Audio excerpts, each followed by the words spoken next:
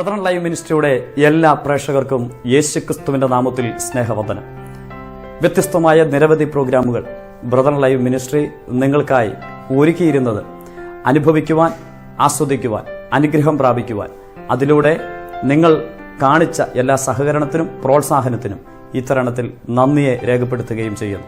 വ്യത്യസ്തമായ ഒരു പുതിയ എപ്പിസോഡുമായി ഞങ്ങൾ നിങ്ങളുടെ മുമ്പാകെ എത്തിയിരിക്കുകയാണ്.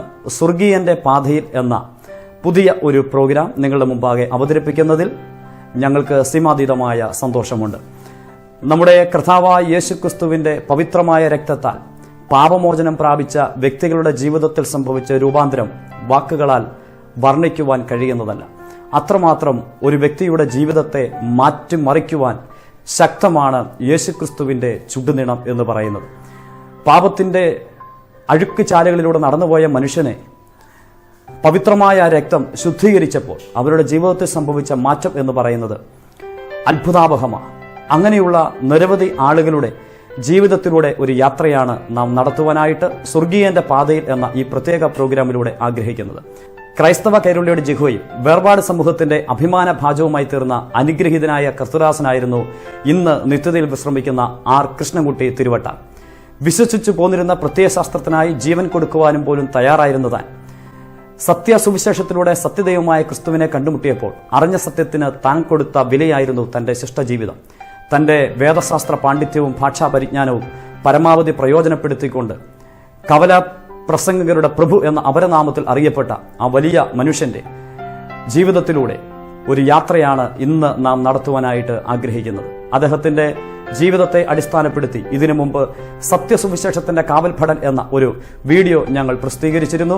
അതിന്റെ ഏതാനും ചില ഭാഗങ്ങളെ ഉൾക്കൊള്ളിച്ച് ഏവർക്കും പ്രയോജനമാകത്തക്ക നിലയിൽ ഇതാ നിങ്ങളുടെ മുമ്പിൽ സ്വർഗീയന്റെ പാതയിൽ എന്ന പ്രത്യേക പ്രോഗ്രാം ഞങ്ങൾ സമർപ്പിക്കുന്നു. ഈ പ്രോഗ്രാം നിങ്ങളുടെ ജീവിതത്തിന് അനുഗ്രഹവും ആത്മീക നന്മയ്ക്കും കാരണമായി തീരുന്നു എങ്കിൽ ഞങ്ങൾ കൃതാർത്ഥരായി സർവ്വമഹത്വവും തൃപ്പാദങ്ങളിൽ സമർപ്പിച്ചുകൊണ്ട് പ്രേക്ഷകർക്കായി ഇതാ ആർ കൃഷ്ണൻകുട്ടി തിരുവട്ടാർ എന്ന അനുഗ്രഹിക്കപ്പെട്ട ദൈവദാസന്റെ ജീവിത സാക്ഷ്യം നിങ്ങളുടെ മുമ്പാകെ സമർപ്പിക്കുന്നു. കർത്താവ് നിങ്ങളെ ഏവരെയും സഹായിക്കുമാറാകട്ടെ. ആമേൻ.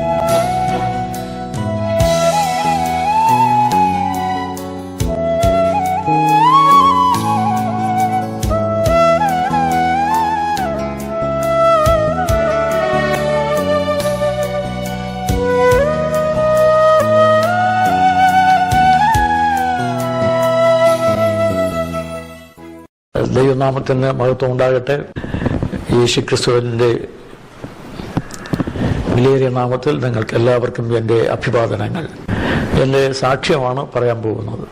ഞാൻ കന്യാകുമാരി ജില്ലയിൽ കൽക്കുളം താലൂക്കിൽ തിരുവട്ടാർ വില്ലേജിൽ കണ്ണനപ്പഴഞ്ഞി വീട്ടിൽ രാമൻപിള്ളയുടെയും വള്ളിയമ്മയുടെയും മകനാണ്. ഞങ്ങൾ പരമ്പരാഗതമായ ഇടയവർഗത്തിൽപ്പെട്ട ആളുകളാണ്. ഞാൻ വളർന്ന് ഓർമ്മ വയ്ക്കുന്ന കാലത്ത് ഞങ്ങൾക്ക് 1000 ആടുണ്ടായിരുന്നു. അതിൻ്റെ പ്രധാന ഇടയൻ എന്ന് പറയുന്നത് എൻ്റെ അമ്മാവൻ തന്നെയായിരുന്നു. ഞാൻ കുറച്ച് കഴിഞ്ഞപ്പോൾ ഞാൻ ഈ ഇടയ തൊഴിൽ ചെയ്തിട്ടില്ല. പക്ഷേ ആടിനെയൊക്കെ കാണാനായിട്ടൊരിക്കൽ മലയിലൊക്കെ പോയിട്ടുണ്ട്. അത് കഴിഞ്ഞിട്ട് പിന്നെ ഞാൻ വായനയൊക്കെ തുടങ്ങി. മലയാളം 7ാം ക്ലാസ് വരെ പഠിച്ചിട്ടുള്ളൂ.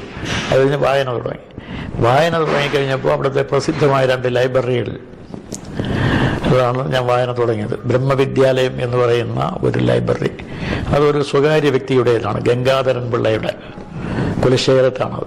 അത് അവിടെ ഉള്ള പുസ്തകങ്ങൾ മുഴുവൻ വായിച്ചു. അതെല്ലാം ഹൈന്ദവ സാഹിത്യങ്ങളാണ്, അത് മുഴുവൻ വായിച്ചു. പിന്നെ പുരോഗമന സാഹിത്യ സമിതിയുടെ ഒരു ലൈബ്രറി അരമന്തം എന്ന് പറയുന്ന സ്ഥലത്ത്, അത് ഞങ്ങളുടെ അടുത്താണ് ഉണ്ടായിരുന്നു. അതിലെ പുസ്തകങ്ങൾ മുഴുവൻ വായിച്ചു. അങ്ങനെ ഞാൻ മാർക്സിസമൊക്കെ അതിൽ നിന്നൊക്കെ ഒരുപാട് ഡെവലപ്പ് ചെയ്തിട്ടുണ്ട്. ഞാൻ ക്രമേണ കൊണ്ട് ഉറച്ച മാർക്സിസ്റ്റ് അനുഭാവിയായിട്ട് മാറി. പാർട്ടി പ്രവർത്തകനായിട്ട് വന്നിട്ടില്ല എന്ന് പറഞ്ഞാൽ പാർട്ടി എന്നെ പ്രവർത്തിക്കാനായിട്ട് പറഞ്ഞിട്ടുണ്ടെങ്കിലും പ്രവർത്തകനായിട്ട് അംഗീകരിച്ചിട്ടില്ലായിരുന്നു. കുറച്ചുകൂടെ പ്രവർത്തിച്ചിട്ട് മതി എന്ന് പറഞ്ഞു. എൻ്റെ സെൽ സെക്രട്ടറി ആയിരുന്നത് ഒരു എം കൃഷ്ണനാണ്. അദ്ദേഹം എനിക്ക് വളരെ പ്രോത്സാഹനം നൽകി. ഒടുവിൽ ഞാൻ യേശുക്രിസ്തുവിനെ രക്ഷിതാവും കർത്താവുമായി സ്വീകരിച്ചത് ഒരു പ്രത്യേക സാഹചര്യത്തിൽ. ആ സാഹചര്യത്തിൽ ഞാനത് വിട്ടു കഴിഞ്ഞപ്പോൾ അവിടുത്തെ ഞങ്ങളുടെ ലോക്കലിലെ ഏറ്റവും വലിയ നേതാവ് ഒരു മണിയാണ്, കമ്മ്യൂണിസ്റ്റ് പാർട്ടിയുടെ. അയാൾ എന്നെ കരണ്ടപാനം ചീത്ത പറഞ്ഞു. അയാൾക്ക് CSI ക്രിസ്ത്യനായിരുന്നിട്ട് കമ്മ്യൂണിസ്റ്റുകാരനായത്. അപ്പം ഞാൻ ഒന്നും പറഞ്ഞില്ല. അത് ഞാൻ എൻ്റെ സാക്ഷ്യം പലയിടത്തും പറയാൻ തുടങ്ങി. പലയിടത്തും ആദ്യം പറഞ്ഞത് എൻ്റെ നാട്ടിൽ തന്നെയാണ്. കൈയില്ലാത്തവൻ കടം വാങ്ങിച്ച് അടിതരുന്ന പ്രസംഗമായിരുന്നു അത്. അപ്പം അത് പറഞ്ഞു കഴിഞ്ഞിട്ട് അത് ഇത്തിരി പ്രശ്നമുണ്ടാക്കിയെങ്കിലും ഞാൻ ആ സാക്ഷ്യം പറച്ചിൽ വിപുലമാക്കി. അപ്പം കന്യാകുമാരി ജില്ലയുടെ പല ഭാഗത്തും നെയ്യാറ്റിൻകര ജില്ല അവിടെ എല്ലാം ഉള്ള CSI പള്ളികളിലൊക്കെ ഞങ്ങളെ പ്രസംഗിക്കാൻ വിളിക്കുകയും ഒക്കെ ചെയ്തു.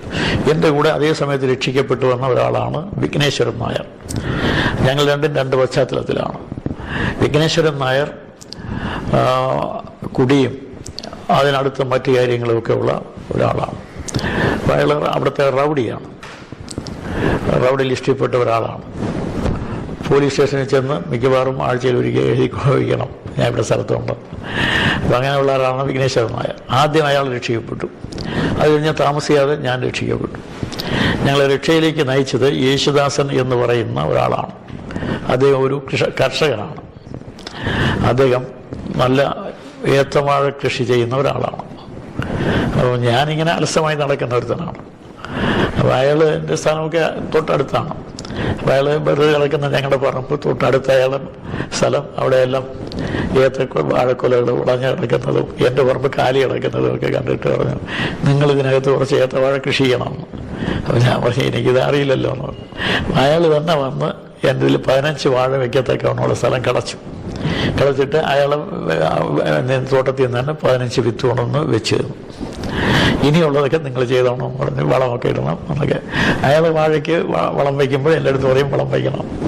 അയാൾ മലയിൽ നിന്ന് ചവറ് കൊണ്ടുവരുമ്പോഴത്തേക്ക് എൻ്റെ അടുത്ത് പറയാം നിങ്ങൾ കുറച്ച് ചവറ് കൊണ്ടുപോയി അതിന് വയ്ക്കണം. പിന്നെ ഉള്ളതൊക്കെ നിങ്ങൾ തന്നെ ചെയ്യണം, കൂലിക്ക് ആളെ നിർത്തരുത്. അങ്ങനെ ഞാൻ സ്വല്പം അധ്വാനശീലനായിട്ട് മാറി.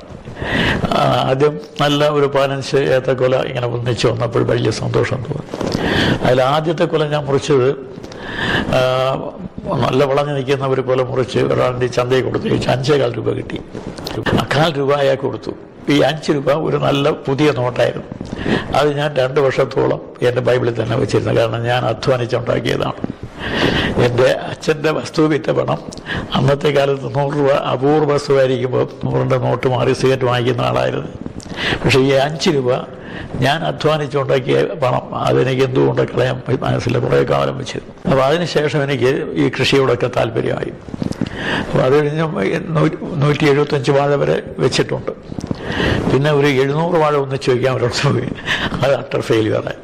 എൻ്റെ കുറ്റമല്ല, വാഴ കൊലച്ച് വരുന്ന സമയത്ത് നിൽക്കാതെ വണ്ണമുള്ള മഴ, അത് വയനാട്ടിലായിരുന്നു. അപ്പോൾ അത് എല്ലാം പഴുത്തു പോയി. അങ്ങനെ ഒരു നഷ്ടവും വന്നു. പിന്നെ ഞാൻ കുറച്ച് ഇഞ്ചി കൃഷിയിലേക്ക് തിരിഞ്ഞു. ആദ്യം നല്ല ലാഭം കിട്ടി, പിന്നെ കനത്ത നഷ്ടം വന്നു. അപ്പോൾ അത് നിർത്തി. അപ്പോൾ എൻ്റെ വൈഫ് പറഞ്ഞു, നിങ്ങളെ കൃഷിക്കല്ല ദൈവം വിളിച്ചത് സുവിശേഷ വേലയ്ക്കാണ്, നിങ്ങൾ കൃഷി ചെയ്താൽ ശരിയാകില്ലെന്ന്. അപ്പോൾ ശരിയെന്ന് പറഞ്ഞാൽ ഞാൻ പിന്നെ പ്രസംഗം തന്നെ തുടങ്ങി. മുമ്പ് പ്രസംഗിക്കുമായിരുന്നു. ഇതൊക്കെ ചെയ്യുന്ന സമയത്ത് ഞാൻ പരസ്യബോധനൊക്കെ പ്രസംഗിച്ചുകൊണ്ടിരുന്നു. പക്ഷേ അത് ഞാൻ ഇതെല്ലാം വേണ്ടെന്ന് വെച്ചിട്ട് പിന്നെ എനിക്ക് ഒഴിവില്ലാതെ വണ്ണം പ്രസംഗിക്കാനുള്ള വേദികളായി. അപ്പോൾ പിന്നെ പള്ളികളിലൊക്കെ എന്നെ പ്രസംഗിക്കാൻ വിളിച്ചു. അപ്പോൾ CSIക്കാരുടെ ഇടയിലെ വലിയൊരു കൺവെൻഷൻ പ്രസംഗനായിട്ട് ഞാൻ വന്നു. അതേ സമയത്ത് എന്നേക്കാൾ കുറച്ച് മുമ്പേ വന്ന ആളാണ് ഷമോൽ ഗണേഷ്. അദ്ദേഹം ബ്രാഹ്മൺ കൺവെർട്ടാണ്. അപ്പോൾ ഞങ്ങൾ 3-4 പേരിങ്ങനെ അവിടെ കന്യാകുമാരി ജില്ലയുടെ പല ഭാഗത്തുമായിട്ട്. അപ്പോൾ അങ്ങനെ വന്നപ്പോഴത്തേക്കും എനിക്ക് ധാരാളം പ്രസംഗങ്ങൾ പള്ളികളിലൊക്കെ വിളിച്ച് പ്രസംഗിപ്പിക്കാൻ തുടങ്ങി. ആളുകൾ പള്ളി വിളിച്ച് ഞാൻ ഒരു സന്യാസിയുടെ കൂടെ പോയി, ക്രിസ്ത്യൻ സന്യാസി. അദ്ദേഹം ഇങ്ങനെ സഞ്ചരിച്ചുകൊണ്ടിരിക്കുന്ന ഒരാളാണ്. 10-12 ശിഷ്യന്മാരും അദ്ദേഹം. അദ്ദേഹം അന്നത്തെ ഹയർ പാസ്സായിട്ട് അധ്യാപകനായിട്ട് ജോലിക്ക് മമ്മോ കിട്ടിയതിൻ്റെ അന്നാണ് സുവിശേഷ വിലയ്ക്ക് തീരുമാനിച്ചത്. അങ്ങനെ അദ്ദേഹം സുവിശേഷ വിലയിൽ വളരെ ശക്തമായി പ്രവർത്തിച്ചുകൊണ്ടിരിക്കുന്ന സമയത്ത് ഞാൻ അദ്ദേഹത്തിൻ്റെ കൂടെ ചേർന്ന് 1.5 വർഷം പോയി. അപ്പോൾ അദ്ദേഹം മരിച്ചു. മരിക്കുമ്പോഴും മുമ്പേ അദ്ദേഹം പറഞ്ഞു, നിങ്ങളൊരു കാര്യം ചെയ്യണം, നിങ്ങളെ ഒറ്റയ്ക്ക് പ്രസംഗിക്കാൻ കഴിയുന്നതുകൊണ്ട് ഞാൻ എൻ്റെ കൂടെ തന്നെ വരണമെന്നില്ല, പള്ളികളിലൊക്കെ നിങ്ങളെ ഒറ്റയ്ക്ക് വിളിച്ചാൽ നിങ്ങൾ പോയി പ്രസംഗിക്കണം. ഇവർ എൻ്റെ കൂടെ ഉള്ളവർക്ക് എനിക്ക് പ്രസംഗിക്കാൻ സമയം കിട്ടിയാലേ അവർക്ക് പ്രസംഗിക്കാൻ കിട്ടും. അപ്പോൾ നിങ്ങൾ എങ്ങനെ പോകണം, ഞാൻ വിളിച്ചാൽ വരണമെന്ന് പറഞ്ഞ് സന്യാസി പറഞ്ഞപ്പോഴും ഞാൻ സമ്മതിച്ച് അദ്ദേഹത്തിൻ്റെ കൂടെ മാറി. ഞാൻ എൻ്റെ വീട്ടിൽ വന്ന് താമസമായി. അപ്പോൾ പള്ളികളിലൊക്കെ ഞാൻ പോവുകയും പ്രസംഗിക്കുകയും ചെയ്യും. എനിക്ക് ഒഴിയാത്ത കൺവെൻഷൻ പ്രസംഗങ്ങളായി. അങ്ങനെ മിക്കവാറും എല്ലാ പള്ളികളിലും ഇന്ന് തിരുവനന്തപുരം ജില്ലയിലുള്ള പള്ളികൾ, ഏറ്റങ്കര അവിടേക്കുള്ള പള്ളികളിൽ എം ചർച്ച് ഒഴിച്ച് ബാക്കി എല്ലാ പള്ളികളിലും ഞാൻ പ്രസംഗിച്ചിട്ടുണ്ട്. എം ചർച്ചിൽ എന്നെ പ്രസംഗിക്കാൻ വിളിക്കാതെ ഞാൻ അച്ഛന്മാരെയൊക്കെ ചീത്ത പറയാമെന്ന് പറഞ്ഞാൽ പറയുമായിരുന്നു. പക്ഷേ അതുകൊണ്ട് വിളിച്ചില്ല, പോയില്ല. അങ്ങനെ കുറച്ചു കാലം പോയി. അത് കഴിഞ്ഞിട്ട് അറിയപ്പെടുന്ന മിക്കവാറും കൺവെൻഷനൊക്കെ ഞാൻ പ്രസംഗിച്ചിട്ടുണ്ട്. അത് കഴിഞ്ഞ് കുറച്ച് കഴിഞ്ഞാണ് ഞാൻ ഒരു യാദൃച്ഛികമായ ഒരു അനുഭവത്തിലൂടെയാണ് ബ്രദറൻ സമൂഹത്തിലേക്ക് വരുന്നത്. അപ്പം ഞാൻ സ്വന്തമായിട്ട് ബൈബിൾ വായിച്ചിട്ട് എൻ്റെ മനസ്സിലുള്ള ക്രിസ്ത്യാനിറ്റി എന്ന് പറയുന്നത് പള്ളികളില്ലാത്ത, അച്ഛന്മാരില്ലാത്ത, കുന്തിരിക്കവും പുകയും ഇല്ലാത്ത, ഇങ്ങനെ ഇങ്ങനെയെല്ലാം ഉള്ള ഒരു സങ്കല്പത്തിലൊരു ആശയമാണ് എൻ്റെ മനസ്സിൽ ഉരുത്തിരിഞ്ഞ് കിടക്കുന്നത്. അത് വന്നപ്പോഴത്തേക്കും ഞാൻ അങ്ങനെ വന്ന് ഒരിക്കൽ ഒരു കൺവെൻഷൻ പ്രസംഗത്തിന് പോയപ്പോൾ എൻ്റെ കൂട്ടുപ്രസംഗകനായിരുന്നത് ഏബ്രഹാം ശാസ്ത്രിയാണ്. അദ്ദേഹം ആദ്യം ഹിന്ദുവായിരുന്നു, പിന്നെ മുസൽമാനായി, പിന്നെ ക്രിസ്ത്യാനിയായി. അപ്പോൾ അദ്ദേഹത്തെ പരിചയപ്പെട്ടപ്പോൾ ഞാൻ അദ്ദേഹത്തോട്, നിങ്ങൾ ഈ ഖുറാനൊക്കെ പഠിച്ചിട്ടുണ്ടല്ലോ, എനിക്ക് കുറച്ച് ഖുറാൻ പറഞ്ഞു തരണം, എവരോടും പ്രസംഗിക്കണം എനിക്കെന്ന്. അപ്പോൾ അങ്ങനെ ശരിയെന്ന് പറഞ്ഞ് സമ്മതിച്ചു. അതിനൊരു സ്ഥലമൊക്കെ പറഞ്ഞ് അവിടെ പോകാൻ പറഞ്ഞു. ഞാൻ അവിടെ ചെന്നപ്പോഴത്തേക്കും അദ്ദേഹം കത്തോലിക്കനായിപ്പോയി. എങ്കിലും ഞാൻ ഒരു ദിവസം അവിടെ താമസിച്ചു. അപ്പം താമസിച്ചിട്ട് അപ്പോൾ അവിടെ കത്തോലിക്കലെ അച്ഛന്മാരൊക്കെ എന്നെ വിളിച്ച് എല്ലാ സൗകര്യങ്ങളും ഞങ്ങൾ ചെയ്തു തരും. നിങ്ങൾക്ക് മനപ്രാർത്ഥന ചൊല്ലണമോ, അല്ല നിങ്ങൾക്ക് വേറെ നിലയിൽ പ്രസംഗകനാണോ, കച്ചവടക്കാരനാണോ, ഏതാകണം, ഞങ്ങളെല്ലാം ചെയ്യും. അപ്പോൾ ഞങ്ങളെല്ലാം ചെയ്യുമെങ്കിൽ പിന്നെ എനിക്ക് യേശു ക്രിസ്തുവിൻ്റെ ആവശ്യമില്ലല്ലോ. ഞാൻ തമാശ പോലെ വേണം, എങ്കിലും ഒരു ഊണൊക്കെ തന്നെ എനിക്ക് ഒരു ഊണൊക്കെ കഴിച്ചാന്ന് അവിടെ താമസിച്ചു. അത് കഴിഞ്ഞ് ഞാൻ അവിടെ യാത്രയും പറഞ്ഞ് നിങ്ങളുടെ കൂടെ ഇല്ല എന്ന് പറഞ്ഞ് പോകുന്നു. അപ്പോൾ ഈ ശാസ്ത്രി എന്നെ വിളിച്ചാണ് ഞാൻ പോയത്. അപ്പോൾ ശാസ്ത്രിയെ വിളിച്ച് ഞാൻ പറഞ്ഞു, നിങ്ങൾ വിളിച്ചാൽ ഞാൻ വന്നത്, നിങ്ങളെന്നെ കത്തോലിക്കാനാക്കാൻ ശ്രമിച്ചില്ല എന്നൊക്കെ ചോദിച്ച് കുറേ വഴക്ക് പറഞ്ഞു. അപ്പോൾ അദ്ദേഹം പറഞ്ഞു, എന്നാൽ ഞാനിപ്പം വീട്ടിലേക്ക് പോവുകയാണ്, എൻ്റെ കൂടെ എൻ്റെ വീട്ടിൽ വന്നു, ഒരു ദിവസം കൊണ്ട് പറഞ്ഞുതരാവുന്ന അത്രയും ഖുറാനിൽ നിന്നുള്ള കുറേ കാര്യങ്ങൾ പറഞ്ഞുതരാമെന്നുള്ളൂ. അങ്ങനെ ഞാൻ അദ്ദേഹത്തിൻ്റെ കൂടെ പോയി മാവേലിക്കര അവിടെ ചെന്ന് അദ്ദേഹത്തിൻ്റെ ഒരു ദിവസം താമസിച്ചു. ഖുറാനിൽ നിന്ന് അദ്ദേഹം കുറേ പാഠങ്ങൾ പറഞ്ഞു തന്നു. അത്രയുമൊക്കെ മനസ്സിലാക്കി. പിറ്റേ ദിവസം ഞാൻ അവിടെ നിന്ന് യാത്ര പറഞ്ഞ് എൻ്റെ വീട്ടിലേക്ക് വന്ന് കുറേ ദിവസം ഇങ്ങനെ അവിടെ വീട്ടിൽ താമസിക്കുമ്പോൾ ഞാൻ ഇടയ്ക്കിടയ്ക്ക് പ്രസംഗിക്കാൻ പോകുന്നതുകൊണ്ട് അമ്മയ്ക്ക് സ്വന്തം വിഷയമുണ്ടായിരുന്നു. അമ്മ ഒരു ദിവസം എൻ്റെ പുസ്തകമൊക്കെ എടുത്ത് പുറത്തിറങ്ങി, നീ ഇവിടെ എനിക്ക് 2 പെൺകുട്ടികളാണ്, അവരെ കെട്ടിച്ചയക്കാനുണ്ട്, നീ ക്രിസ്ത്യാനി പോയെന്നത് അവിടെ വേദത്തിൽ ചേർന്നു എന്നാണ് പറയുന്നത്. വേദത്തിൽ ചേർന്നെന്നൊക്കെ പറഞ്ഞാൽ പിന്നെ കുട്ടികളെ കെട്ടിയാക്കി നിവൃത്തിയില്ലാതെ വരും, അതുകൊണ്ട് ബുദ്ധിമുട്ടാണെന്ന് പറഞ്ഞു. അപ്പം പുസ്തകമെല്ലാം എടുത്തെറിഞ്ഞപ്പോൾ ഞാൻ പിന്നെ അവിടെ നിന്ന് ഇറങ്ങി. എവിടെ പോകണമെന്ന് അറിയില്ല. ഏതായാലും ഞാൻ ഉടലിൽ നെൽസൺ സന്യാസിയുടെ അടുത്ത് തന്നെ പോയി. കുറേ കാലം അങ്ങയുടെ കൂടെ താമസിച്ചു. അങ്ങയുടെ കൂടെ കുറച്ചു കാലം താമസിച്ചിട്ട് ഞാൻ തിരിച്ച് പുള്ളി പറഞ്ഞതനുസരിച്ച് തന്നെ മറ്റ് പള്ളികളിലൊക്കെ പ്രസംഗിക്കാനും ഇവിടെ നടന്നുകൊണ്ടിരുന്നു. അത് കഴിഞ്ഞ് ഞാൻ പിന്നെ യാദൃച്ഛ്യമായിട്ട് ബ്രദറൻകാരെ കണ്ടുമുട്ടി. അത് വളരെ യാദൃച്ഛ്യമായിട്ടാണ്. ഞാൻ ഏബ്രഹാം ശാസ്ത്രിയുടെ അടുത്ത് പോയിട്ട് തിരിച്ചു വരുമ്പോൾ പുനലൂർ വന്ന ഒരു ദിവസം താമസിച്ചു. ഞാൻ കിഴക്കൻ മേഖലയിലൂടെ, അതായത് മലയോരത്തൂടെ സഞ്ചരിച്ച് വരണം എന്ന് പ്ലാൻ ചെയ്തു. അതിന് 2-3 ഉദ്ദേശമുണ്ട്. കയ്യിലുള്ള പണം തീരാൻ പോവുക. അപ്പം മലയോരത്തൂടെ സഞ്ചരിച്ചാൽ നല്ല മാമ്പഴം കിട്ടും എന്നുള്ള ആറ്റിൻ്റെയും തോടിൻ്റെയും ഒക്കെ കിടമ്പിൽ നിൽക്കുന്ന മാവ് പഴുത്തുടഞ്ഞ് കിടക്കുന്ന പഴങ്ങൾ ധാരാളം വരും. അപ്പം ആ പഴം പൊരുക്കി തിന്ന് ആറ്റിൽ നിന്ന് വെള്ളവും കുടിക്കാം. അപ്പം ഭക്ഷണപ്രശ്നം തീരും. പിന്നെ നടന്ന് എൻ്റെ നാട്ടിലെത്തിയാൽ മതി. അപ്പം 10-50 മൈൽ നടക്കണം. അങ്ങനെ നടന്നുകൊണ്ടിരിക്കുമ്പോഴത്തേക്കും പിന്നെ എനിക്ക് വെറുതെ ഇങ്ങനെ സമയം കളയേണ്ടെന്ന് കരുതി ഇടയ്ക്കിടയ്ക്ക് നിന്ന് പ്രസംഗിക്കണമെന്ന് ഒറ്റയ്ക്ക് ചെന്ന് ആളുകൂട് നടത്തുമെന്ന് പ്രസംഗിക്കും. അങ്ങനെ നടക്കുമ്പോഴാണ് ഒരു പാർട്ടി രാവിലെ ഞാൻ പുനലൂർ ലോഡ്ജിൽ വന്ന് താമസിച്ചിട്ട് രാവിലെ ഇവിടെ പോകാനായിട്ട് ഇറങ്ങുമ്പോൾ ഇവിടെ നിൽക്കുന്നു. നിങ്ങളിവിടെ പോകാമെന്ന് ചോദിച്ചു. ബൈബിൾ കയ്യിലുണ്ട്. അപ്പോൾ അവരോട് ചോദിച്ചു, ഞങ്ങൾ അഞ്ചൽ എന്ന് പറയുന്ന സ്ഥലത്തൊരു പരസ്യത്തിന് പോവുകയാണ്, വന്നാൽ എന്നെ കൂടെ പ്രസംഗിപ്പിക്കാമെന്ന് ചോദിച്ചു. ഞാൻ വിശ്വാസിയാണ് എന്നൊക്കെ പറഞ്ഞു. അപ്പം ഞാൻ ലളിതമായ നിലയിൽ എൻ്റെ സാക്ഷ്യം പറഞ്ഞു. അവർ പറഞ്ഞു, കയ്യിൽ പണമുണ്ടെങ്കിൽ വരാമെന്ന് പറഞ്ഞു. എനിക്ക് ആവശ്യത്തിനുള്ള പണം എൻ്റെ കയ്യിലുണ്ട്, വരാമെന്ന് പറയും. എൻ്റെ കയ്യിലും കാര്യമായിട്ടില്ല. അപ്പോൾ നേരെ അവരുടെ ഇവിടെ പോയി. അവിടെ 1, 2, 3, 4 സ്ഥലത്ത് അഞ്ചൽ കാളച്ചന്തയും പ്രസംഗിച്ചു. അപ്പോൾ ഞാനും പ്രസംഗിച്ചു. അവരെ 1-2 പേര് ഏറ്റു പറയും. അത് മയക്കൊന്നുമില്ല, ഏറ്റു പറച്ചിലാണ്. അപ്പോൾ ഏറ്റു പറഞ്ഞപ്പോൾ ആദ്യം പറഞ്ഞ ആൾ പറഞ്ഞു, എന്നെ കൊണ്ട് ഇത് ഏറ്റു പറയാൻ പറ്റില്ല. അപ്പോൾ അയാളെ ആശാൻ പറഞ്ഞു, ഞാൻ ഏറ്റു പറയാം. അപ്പോൾ അയാളും പറഞ്ഞു, എനിക്കും പറ്റില്ല. അപ്പോൾ അവർ സാക്ഷാൽ ആശാൻ തന്നെ പറഞ്ഞു, എന്നാൽ ഞാൻ പറഞ്ഞോളാം. അത് MP ജോൺ സാറായിരുന്നു, എനിക്കറിയില്ലായിരുന്നു. അങ്ങനെ ഏറ്റു പറഞ്ഞ പ്രസംഗമെല്ലാം കഴിഞ്ഞപ്പോഴത്തേക്കും പെന്തക്കോസ്തുകാർ വന്ന് എന്നോട് പറഞ്ഞു, ഇവിടെ താമസിക്കുകയാണെങ്കിൽ ഞങ്ങൾ കുറച്ച് നല്ല മീറ്റിങ്ങുകൾ അറേഞ്ച് ചെയ്യാം. അപ്പം ഞാൻ നിങ്ങളേതാണെന്ന് ചോദിച്ചു. പെന്തക്കോസ്തുകാരാണ്. ഞാൻ വരുന്നില്ല എന്ന് പറഞ്ഞു. അപ്പോൾ അത് കഴിഞ്ഞ ഉടൻ തന്നെ ഞാൻ പെന്തക്കോസ്തുകാരോടൊപ്പം വളരെ ലോഹ്യമാണ്. അന്നങ്ങനെ ആ പാസ്റ്ററോട് പറഞ്ഞു.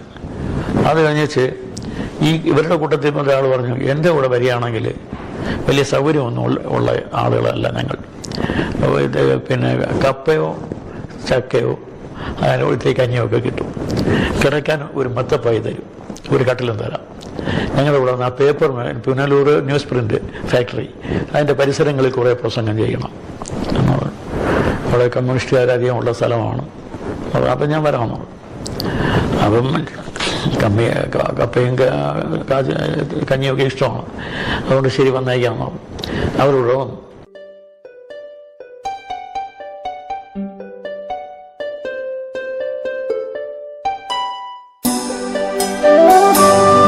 എന്നൊരു കർഷകൻ മുഖേനയാണ് ഞാൻ രക്ഷിക്കപ്പെടുന്നത്. അപ്പോൾ യേശുദാസൻ യേശുക്രിസ്തുവിൽ വിശ്വസിക്കുന്നു എന്ന് മാത്രമല്ല, അത് എല്ലാവരോടും പറയുന്ന ഒരാളാണ്. അപ്പോൾ അങ്ങനെ പറയുന്ന കൂട്ടത്തിൽ എൻ്റെ യാദൃച്ഛ്യമായിട്ട് ഞങ്ങളിങ്ങനെ ഒരു ചായക്കടയുണ്ട് അവിടെയാണ് വൈകുന്നേരം സമ്മേളിക്കുന്നത്. അവിടെ വെച്ച് ഞാൻ തിരുവട്ടാറ് ജംഗ്ഷനിലൊക്കെ പോയിട്ട് വൈകുന്നേരം അവിടെ വരും. ഇവർ വൈകുന്നേരം സാധാരണ അവിടെ കൂടാറുണ്ട്. അപ്പോൾ അങ്ങനെ കൂടി ഭരിക്കുമ്പോൾ ഞാൻ അവിടെ ഒരു നായരുടെ ചായക്കടയിൽ കയറി. ഒരു നായർക്കുണ്ട്, അതൊക്കെ ബാലകൃഷ്ണനുള്ള അയാളെ കടയിൽ കയറി ഒരു ചായ ഒരു പരിപ്പോടെ എൻ്റെ കണക്കാണ്. അത് കഴിക്കും, തിരിച്ച് വീട്ടിലേക്ക് പോകും. പോകുന്നതിനിടയ്ക്ക് അവിടെ നിൽക്കുന്നവരുമായിട്ടൊക്കെ ചിലപ്പോൾ രാഷ്ട്രീയ ചർച്ചയാണ് കൂടുതലും നടക്കുന്നത്. അപ്പം ഞാൻ കമ്മ്യൂണിസ്റ്റുകാരനാണ്, മറ്റവരെല്ലാം തമിഴ്നാട് കോൺഗ്രസ്സൊക്കെയാണ്. ഉഗ്രമായ ചർച്ച നടക്കും, ചിലപ്പോൾ അടി ഉണ്ടാകുമെന്ന് എനിക്ക് തോന്നും. ഇങ്ങനെ പറഞ്ഞുകൊണ്ടിരിക്കുമ്പോഴേ ഞാൻ പറഞ്ഞതായ യേശുദാസൻ അയാളിതെല്ലാം പറഞ്ഞ് കേട്ടുകൊണ്ടിരുന്ന വെച്ച് ഇതൊന്നും കൊണ്ട് കാര്യമില്ല, യേശുക്രിസ്തു വിശ്വസിക്കണമെന്ന് ഒറ്റ വാക്ക് പറയും. യേശുക്രിസ്തുവാണ് ദൈവം എന്നും പറയും. അപ്പോൾ ഈ 2-3 തവണ കേട്ടപ്പോഴേ എനിക്ക് വിഷമം തോന്നി. യേശുക്രിസ്തു ദൈവമെന്ന് പറയരുത്, വേറെ എന്തെങ്കിലും പറഞ്ഞു. അത് പറഞ്ഞിട്ട് അയാൾ ഇത് തന്നെ പറയും. അപ്പം ഞാൻ യേശു വേശിയുടെ മകനാണെന്ന്.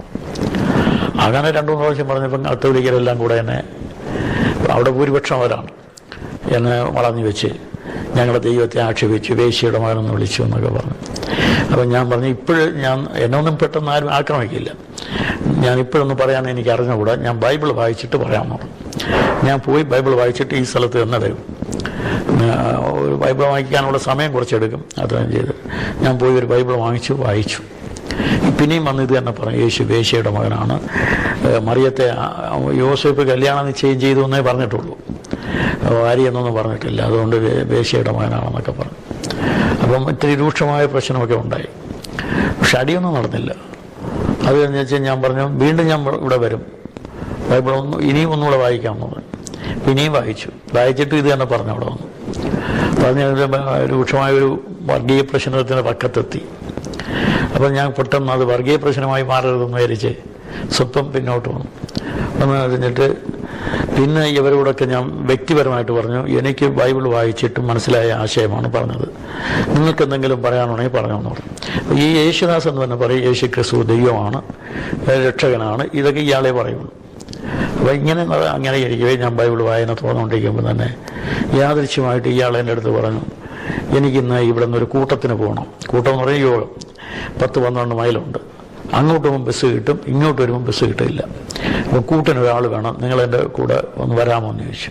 അപ്പോൾ ഞാൻ ഇങ്ങനെ സ്വതന്ത്രമായിട്ട് നടക്കുന്ന കാലമാണ്. ശരി, വന്നേക്കാമെന്നു. അപ്പോൾ ഇയാളെ കൂടെ ഞാൻ യോഗത്തിന് കൂട്ടിന് പോയതാണ്. ഇയാളുടെ ഉള്ളിൽ വല്ല ഉദ്ദേശം ഉണ്ടോയെന്ന് എനിക്ക് അറിഞ്ഞൂടാ, എന്നെ പ്രസംഗം കേൾപ്പിക്കണമെന്ന്. അപ്പോൾ ഏതായാലും അവിടെ ചെന്നിട്ട് പ്രസംഗം കേട്ടു. അപ്പോൾ പ്രസംഗത്തിന് ആളുകൾ ഇരിക്കുന്നതൊക്കെ ഒരു വലിയ പനമരം നിറഞ്ഞു കിടക്കുന്ന ഒരു കാലായിലാണ്.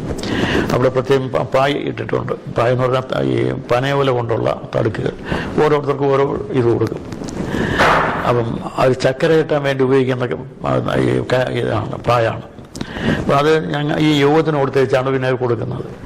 അങ്ങനെ അതിൽ ഒരു പായിട്ട് ഞാൻ അവിടെ ഇരുന്നു. കുറച്ച് പ്രസംഗം കേട്ടപ്പോൾ എനിക്ക് തോന്നി ഇത് സുഖമല്ലെന്ന്. അപ്പം ഞാൻ പറഞ്ഞു, ഇയാളോട് ഞാൻ ഇന്ന സ്ഥലത്ത് നിൽക്കും, നിങ്ങൾ യേശുദാസൻ അവിടെ വന്ന് നമുക്കൊന്നിച്ച് പോരാമെന്നുള്ളത്.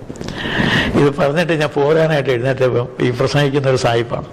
അങ്ങനെ ഇങ്ങനെ 4 വശത്തേക്ക് നോക്കി ആളുകളെ നോക്കിയിട്ട് നീ യേശു ക്രിസ്തു വിശ്വസിക്കുന്നു ഇങ്ങനെ ചോദിക്കുക. അപ്പം ഞാൻ നോക്കുമ്പോൾ എൻ്റെ നേരെയാണ് ഇയാളെ വിരൽ. ഞാൻ താഴോട്ട് ഇറങ്ങി ഒരു 8-9 സ്റ്റെപ്പ് ഇറങ്ങിയാലേ റോഡിലെത്തും. ഈ കന്യാകുമാരിക്കുള്ള റോഡാണ്. അപ്പം ഞാൻ ഓരോ സ്റ്റെപ്പ് ഇറങ്ങിയിട്ട് നോക്കുമ്പോൾ ഈ സാഹിബിൻ്റെ വിരൽ എൻ്റെ നേരെ.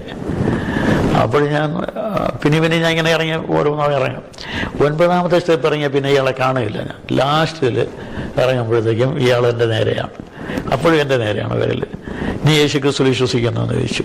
ഞാൻ ഒന്നും മിണ്ടിയില്ല. ഞാൻ ഇറങ്ങി പോന്നിട്ട് മനസ്സിൽ ഒരു 3 ദിവസത്തേക്ക് ഇതിനെക്കുറിച്ചുള്ളൊരു വലിയ ചിന്തയായിരുന്നു. യേശു ക്രിസ്തുവിനെ സ്വീകരിക്കണോ, കൃഷ്ണനെ ഉപേക്ഷിക്കണോ? ഇങ്ങനെ 3ാമത്തെ ദിവസം ഞാൻ തനിച്ചിരുന്നു. ഒരിടത്ത് പ്രാർത്ഥിക്കുമ്പോൾ തീരുമാനിച്ചു കൃഷ്ണനെ ഉപേക്ഷിക്കുക, ക്രിസ്തുവിനെ സ്വീകരിക്കുക. കൃഷ്ണനെ ഉപേക്ഷിക്കുക എന്ന് പറയുന്നത് എനിക്ക് വളരെ പ്രയാസമുള്ള കാര്യമാണ്. ഞാൻ ചെറുതിലേ മുതൽ കൃഷ്ണൻ്റെ സാളഗ്രാമം വെച്ച് പൂജിച്ചുകൊണ്ടിരിക്കുന്നത്. ഞങ്ങളുടെ കുലദൈവമാണ്. അപ്പം ഞാൻ അദ്ദേഹത്തിൻ്റെ വർഗത്തിൽപ്പെട്ട ആളുമാണ്, ഇടയൻ. അപ്പം അതുകൊണ്ട് അദ്ദേഹത്തെ ഉപേക്ഷിക്കാൻ എനിക്ക് ബുദ്ധിമുട്ടുണ്ട്. എങ്കിലും ഒരു മാനസിക പോരാട്ടം. അത് കഴിഞ്ഞ് ലാസ്റ്റിൽ ഞാൻ ക്രിസ്ത്യാനികൾ പ്രാർത്ഥിക്കുന്ന പോലെ തന്നെ മുട്ടുകുത്തി നിന്നുകൊണ്ട് യേശു ക്രിസ്തുവിനെ ഞാൻ എൻ്റെ രക്ഷിതാവും കർത്താവുമായി സ്വീകരിക്കുന്നു, ഇനി കൃഷ്ണനെ എനിക്ക് വേണ്ട എന്ന് ഞാൻ ഒറ്റയ്ക്കേ ഉള്ളൂ. ഇങ്ങനെ പറഞ്ഞിട്ട് അവിടെ ഈ ക്രിസ്ത്യാനികൾ ചെയ്യുന്ന പോലെ മുട്ടുകുത്തി പ്രാർത്ഥിച്ചു. അങ്ങനെ അതിൻ്റെ 3ാം ദിവസം ഞാൻ രക്ഷിക്കപ്പെട്ടു. തനിച്ചിരിക്കുമ്പോൾ യേശു ക്രിസ്തു പാപമോചനം ലഭിച്ചിരിക്കുന്ന നിശ്ചയം ഒക്കെ എനിക്കുണ്ടായി. ഈ രക്ഷിക്കപ്പെട്ടു എന്ന അനുഭവം ഉണ്ടായി കഴിഞ്ഞപ്പോൾ ഒരു 2-3 ദിവസത്തേക്ക് ഞാൻ പുറത്തൊന്നും പോയില്ല. അത് കഴിഞ്ഞ് യേശുദാസനോട് എന്ന് പറഞ്ഞു, എനിക്കിങ്ങനെ പ്രാർത്ഥിച്ചുകൊണ്ടിരുന്നപ്പോൾ ഒരു അനുഭവം ഉണ്ടായി, ഞാൻ കരയുകയൊക്കെ ചെയ്തു, പിന്നെ ക്രിസ്തുവിനെ ഞാൻ സ്വീകരിച്ചു എന്നൊക്കെ പറഞ്ഞു. അപ്പോൾ അയാൾ പറഞ്ഞു 3 വർഷത്തിന് മുമ്പേ എനിക്കും ഇതുപോലെ അനുഭവം ഉണ്ടായി. അന്ന് മുതലാണ് ഞാൻ യേശു ക്രിസ്തുവിനെ കുറിച്ച് എല്ലാവരോടും പറയുന്നത് എന്നാണ്. അപ്പം ഇത് പറഞ്ഞ് ശരിയെന്ന് പറഞ്ഞിട്ട് ഞങ്ങൾ പിരിയും. പിന്നെ അത് കഴിഞ്ഞപ്പോഴത്തേക്കും എൻ്റെ അടുത്തൊരു നായരുണ്ട്, വിഘ്നേശ്വരൻ നായർ. അയാൾ റൗഡിയും മദ്യപാനിയും ഒക്കെയാണ്. അയാൾ യേശു ക്രിസ്തുവിനെ സ്വീകരിച്ച് രക്ഷിക്കപ്പെട്ടു. അത് രക്ഷിക്കപ്പെട്ടെന്ന് പറഞ്ഞാൽ എന്നെ പെട്ടെന്ന് ആർക്കും അറിയില്ല. എനിക്ക് ബാഹ്യമായ മാറ്റമായ ഒന്നുമില്ലല്ലോ, ആഭ്യന്തര മാറ്റമെന്ന് അറിയുന്നതേ ഉള്ളൂ. സാൻമാർഗികമായിട്ടൊക്കെ ഞാൻ ആർക്കും ഒരു കുറ്റം പറയാനില്ലാത്തവനാണ്.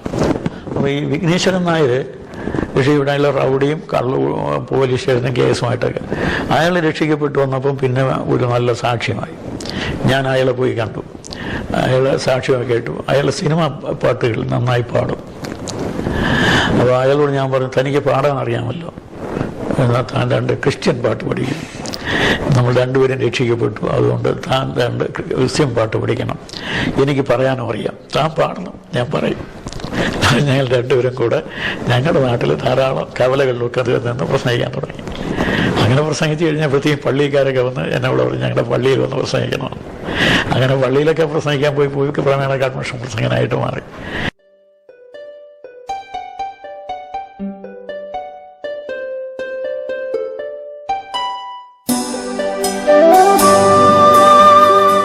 സഭയിലേക്ക് വരുന്നതിന് കാരണം ഞാൻ പുനലൂരിങ്ങനെ വന്ന ഒരു ലോഡ്ജ് താമസിച്ചേച്ച് പിറ്റേ ദിവസം രാവിലെ ചണ്ണപ്പേട്ട വഴി പോകണമെന്ന് പറഞ്ഞ് പ്ലാൻ ചെയ്ത്, അത് മലയോരമാണ്. മലയോരത്തൂടെ നടന്ന് ഞങ്ങളുടെ നാട്ടിലെത്താമെന്ന് പറഞ്ഞ് പോകാനായിട്ട് നിൽക്കുമ്പോൾ 3 ആളുകൾ അവിടെ നിൽപ്പുണ്ട്. അപ്പോൾ ഞാൻ ഇവരുടെ കയ്യിലെല്ലാം എല്ലാവരും ഉപദേശി വേഷമില്ല, എല്ലാവരുടെ കയ്യും ഷർട്ടും ഒക്കെ ഇട്ട്. പക്ഷേ ഇവരെല്ലാം ബൈബിളുണ്ട്. ബൈബിളും പിടിച്ച് ട്രാക്റ്റും ഒക്കെ പിടിച്ച് നിൽക്കുക. ഞാൻ ചോദിച്ചു, നിങ്ങളിവിടെ പോവാം? അപ്പം ഞങ്ങൾ ഒരു പരസ്യത്തിന് ഇവിടെ അഞ്ചൽ കാളച്ചന്തയിലാണെന്ന് പറഞ്ഞു. എന്നെ കൂടെ പ്രസംഗിപ്പിക്കാമെന്ന് ചോദിച്ചു. അപ്പോൾ അവരിങ്ങനെ ആലോചിച്ചിട്ട് എന്നോട് പറഞ്ഞു, എങ്കിൽ പോന്നോ, എനിക്കുള്ള കാശ് എൻ്റെ കയ്യിലുണ്ടെന്ന് പറഞ്ഞു. അങ്ങനെ അവരോട് പോയി. അവിടെ അടുത്തൊരു സ്റ്റോപ്പിൽ ചെന്ന് വേറെ ആളൂടെ കയറാനുണ്ട്.